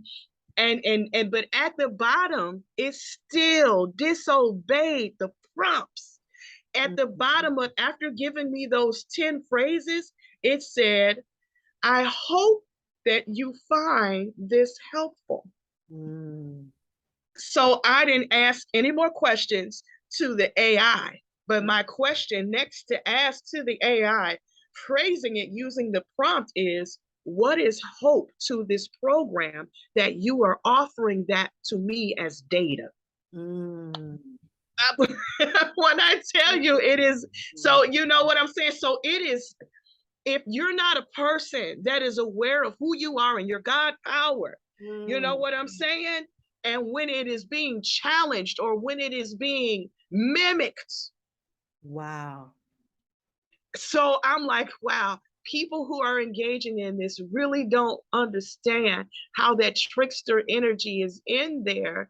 And you definitely have to walk with the side of authority, knowing who you are. That's why this time is very important. I see why this time is so important, to engage with your higher self, to get to know who you are. When you know who you are, you know who you fuck with, because you will see you in everybody who you fuck with, because that's all you can look for. I can't look for a Priestess Keisha to show up.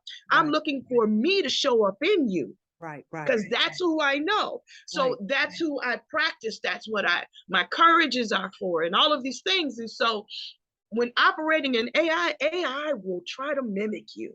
Right.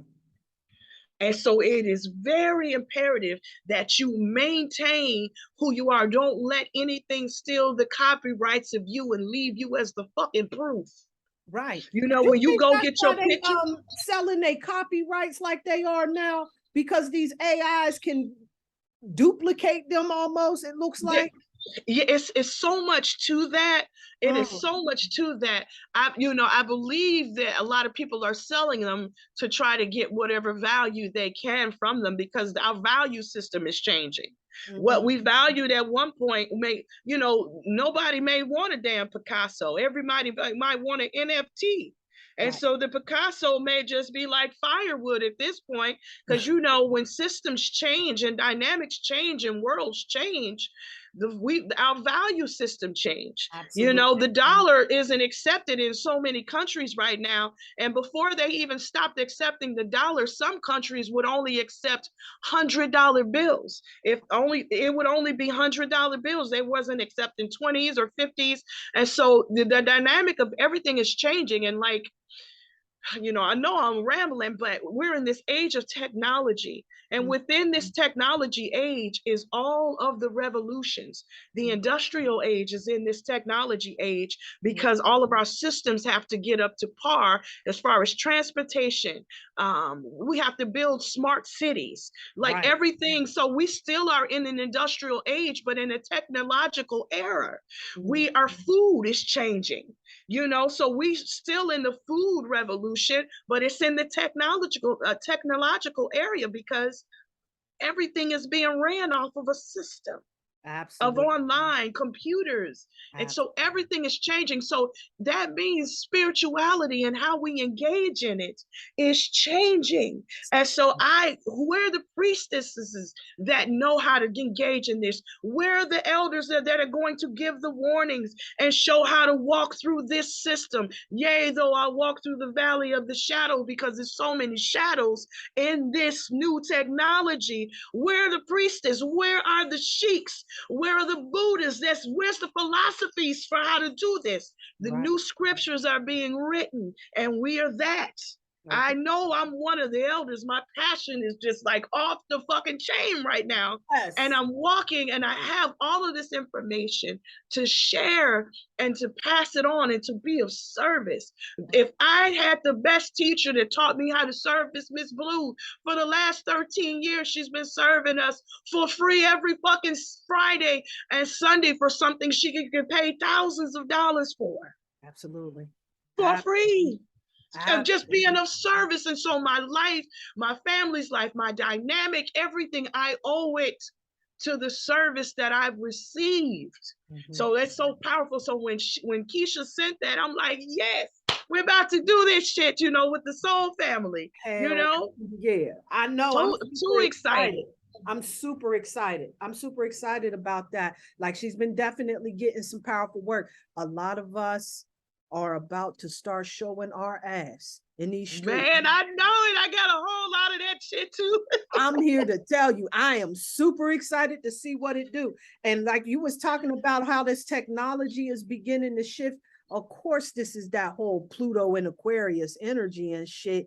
And that's why that shit's under review. And just what you talking about right here, this is giving us an opportunity to really look at the direction that we going in, where our values are at, what's important, so that we can get in there, tweak and fine tune that shit.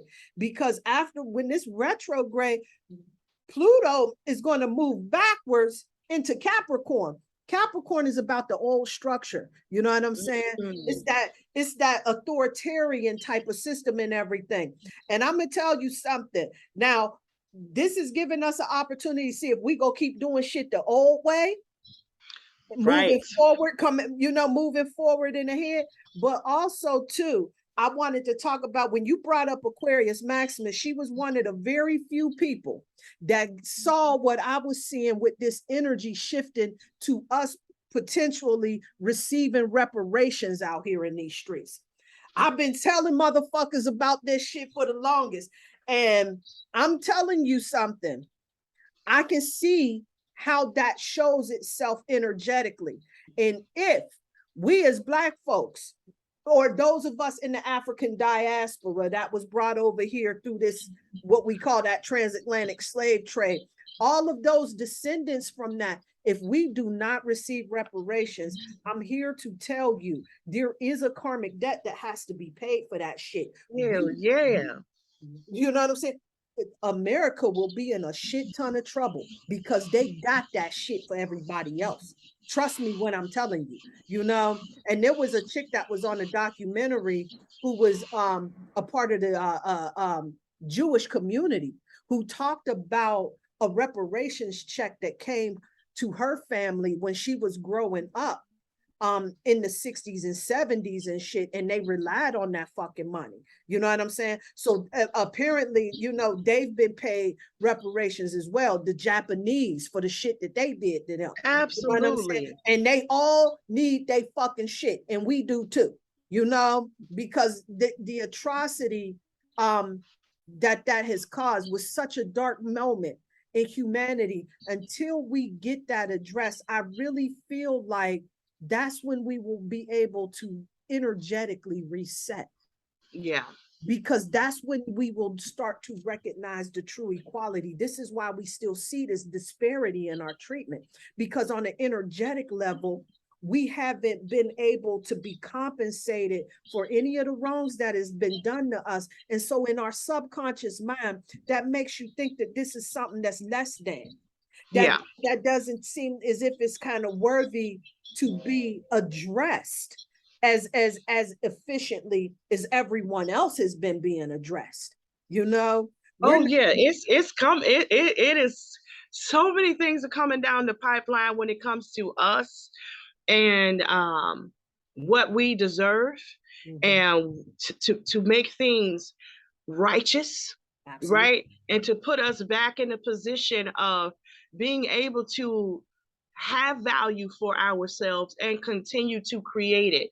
If everything is being reset, we're part of that reset too. We're always the pawns in everything right now. You know, a lot of people are afraid of, you know, the banks are going to shut down. Where's my money? And it's just like the people who are unbothered, the people who still doing their fuck shit, the people who just like, you know, everybody's just like, look at the Black people, they don't care, they still doing this, they do, because none of that shit is affecting us. That's not our money that's gonna get shut down. That's not us.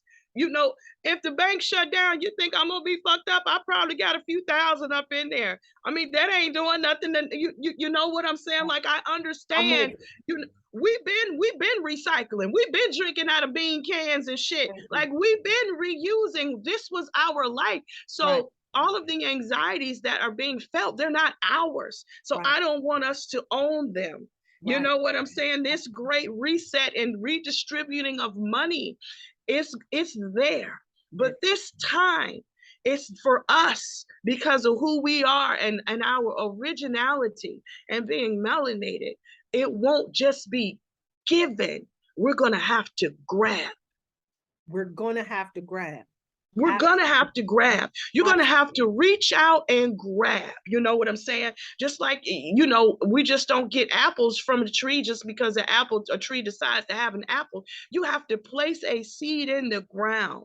Cover it up, and then it has to get the right nourishment. It has to get the water. It has to get the sun. So with you and who we are and what we're doing right now for ourselves, the information that we are getting is to preserve us so we can get the nourishment, the sun, and the nutrients, so that when we grow, we can flourish, and we will be able to do it on an even playing field. You know what I'm saying? No competition, not starting in lack, none of that kind of stuff, because it's a guarantee for us that we will. It is a promise and it is a guarantee. We just haven't been able to live and fulfill in that because there were always these obstacles and obscenities placed in our way to obscure that for us. We don't know what it's like since long ago to have an even playing field, to just start from the beginning where everything is in abundance.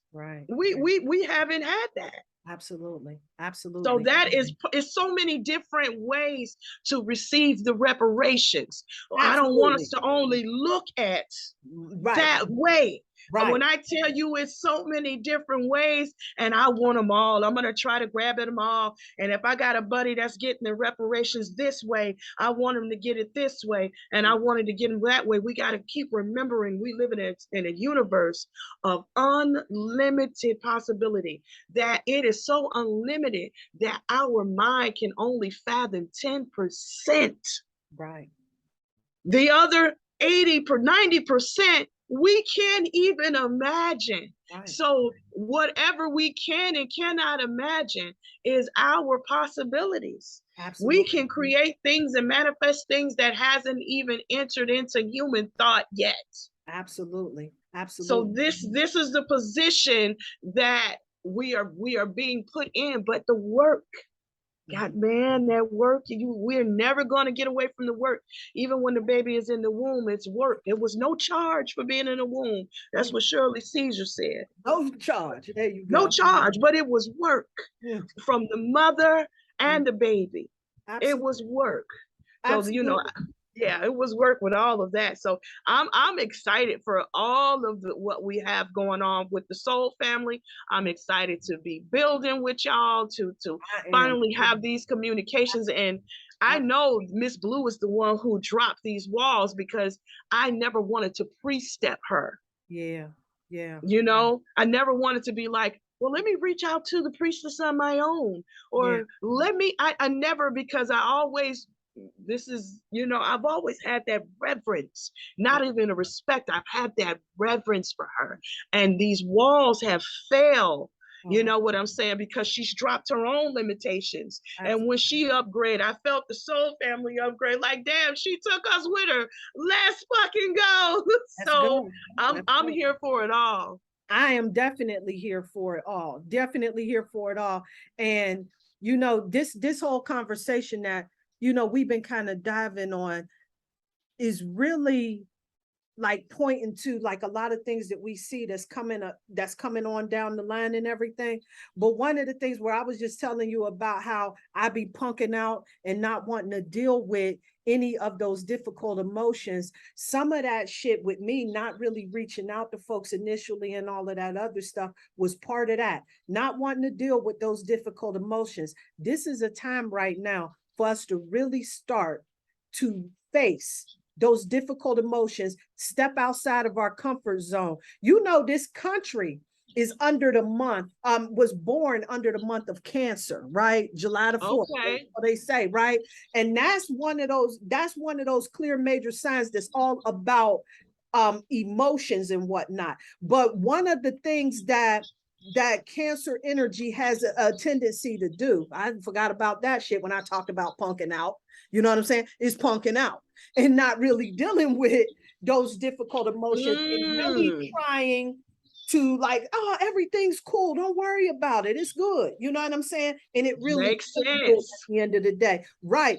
And Aquarius Maximus was talking about, one time I was listening to her about how Black people is self, you know what I'm saying, are up under the sign of Cancer. I really need to know how that goes, you know what I'm saying, Wow. because I can definitely energetically that resonates with me on the energy. Hell yeah, it just resonated with me Yeah, because I never would have put that into a thought. yeah, yeah. It resonates on an energetic level. I can absolutely see that. You know what I'm saying? Absolutely. Right. But you know what I'm saying? But that logic side of me wants to understand how so. You know what I'm Me saying? too. But this is definitely a time for us to start really navigating those difficult emotions. And one of the most difficult emotions is us getting that reparation shit back. Because even Black folks got an issue with dealing with that because Yes. we live a painful and a traumatic experience here in the United States, and us really facing that and saying, yeah, this is happening to us. We're second class citizens. Like nobody wants to be that person. You know what I'm saying? That's being rejected. You know what I'm saying? It's not accepted by larger society. You know, that's not viewed as important, beautiful, or intelligent.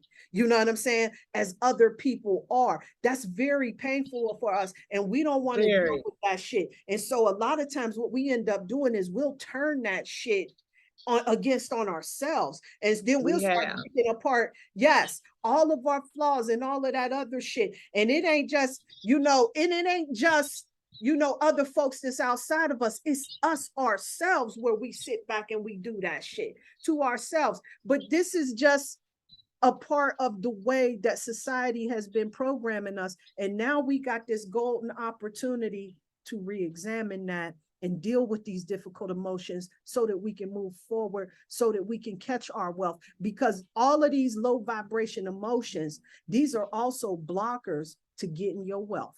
You know what I'm saying? Holding on. Very, very much so. Yeah. Very much so. It's a currency of self right now. You Mm, know, it's definitely a currency of self, mm, and definitely got to get rid of these blockages. You know, so even speaking with the soul fam, even just on the level of having these conversations, they are necessary.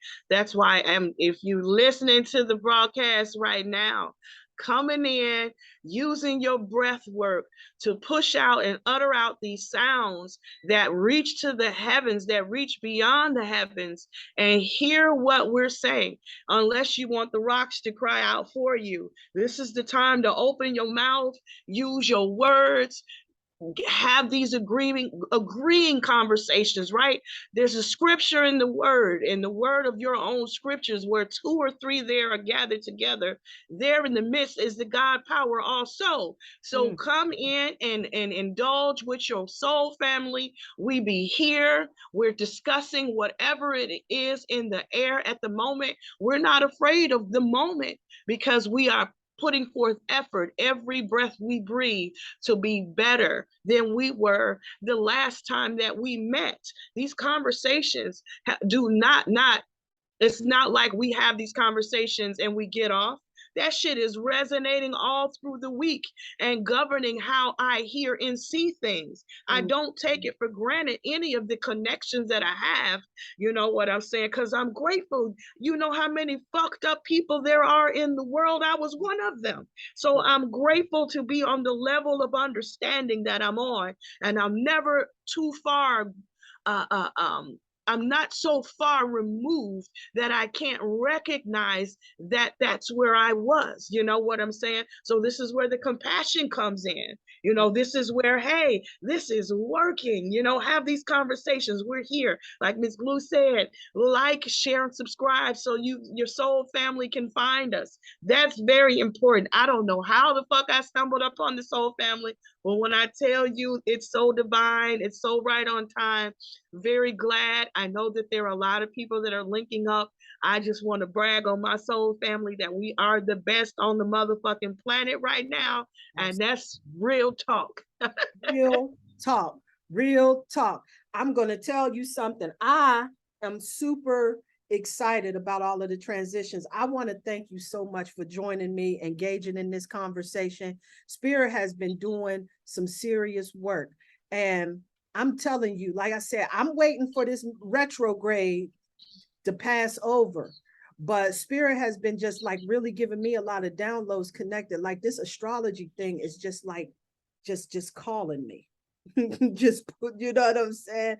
And I'm just starting to see more and more light in that particular situation. I'm riding down the street. I was talking about this when I first came on, and I heard astro-numerative intuitive.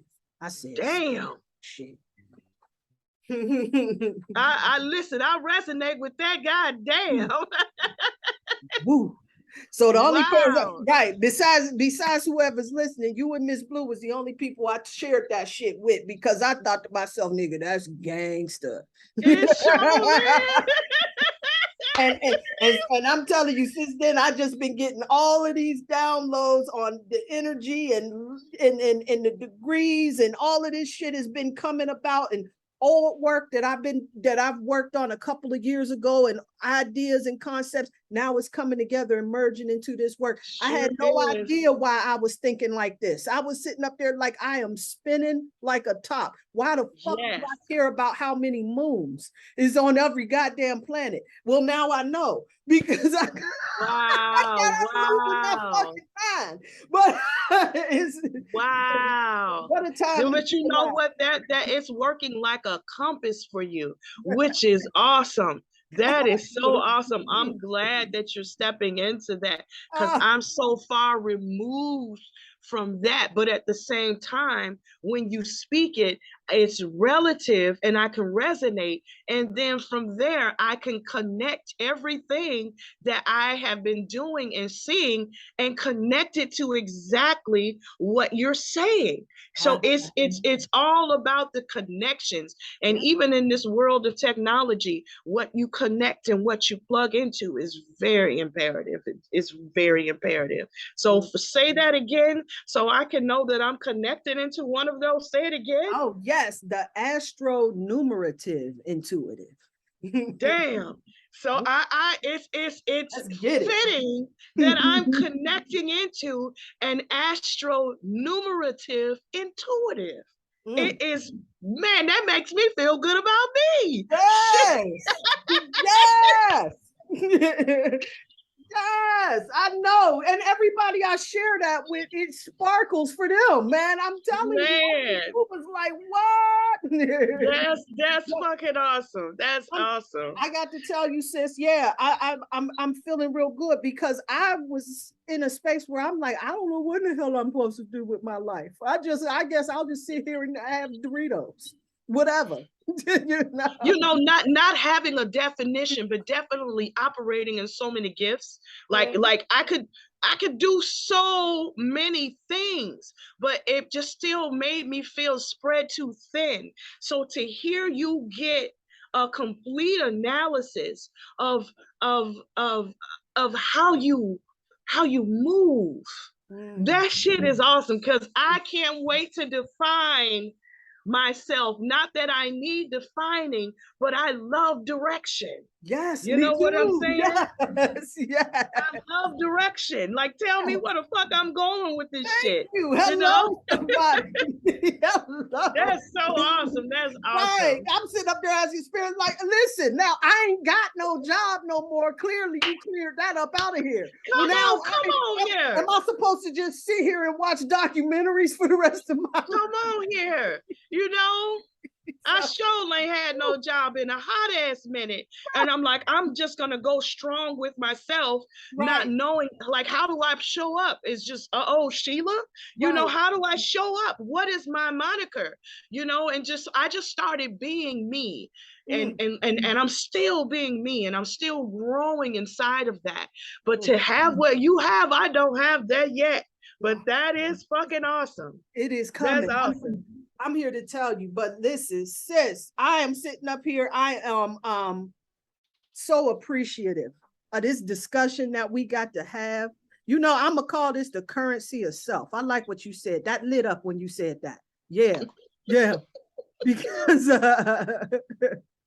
what a time it is indeed for us to be alive out here in these cosmic streets, man. Woo! What a gangster ass time it is indeed. And sis, listen, I want you to know, if you can send me your information, and I'm gonna do an astro-numerative intuitive reading for you. Listen, look, I'm finna do that shit right now. You send me that. You send me that, your birth time, you know what I'm saying, where you at, where you was born, and where you at now, and your birth time along with that information, your full name, because I'm gonna do the whole assessment. I'm sure gonna send it. I'm sure finna send it. I'm very appreciative. You know, I can't wait until next Thursday. This gives me something else to look forward to. You know what I'm saying? And not just look forward to, but look forward to in the future. You know, prophetically, like, it just really gives me the forwarding. So I appreciate that, and sending another clarion call out to the soul family to come and join these conversations. Unscripted, unrehearsed. You know what I'm saying? Straight from the mind and the heart of what we have sat under tutelage with, and ready to just remix that shit, because that's the planet that we come from. Absolutely, no doubt about it. And listen, soul family, I want y'all to know, listen, this is when you got a moment. You come build with the soul family and definitely do that. And sometimes we get carried away. But listen, if you can't do it like that, that's cool too. We just want to make sure that we get an opportunity to connect and be able to experience this energy uniquely as we all experience it, and bring it here to share with each other so that we can grow and build with it. That's what this is about right here. Yeah. Absolutely. Absolutely. Absolutely. So yeah, I'm calling it. You calling it. Yeah. You know, we calling it today. Make sure you send me that information. I start working on that whole thing for you and everything. And we gonna do what it do. Absolutely. Y'all have a good one. Have a beautiful rest of your day. Peace and love. Peace and love. Let me end that. All right, there we go. So peace, light, and love, everybody. I hope that you got to enjoy this. Think about it.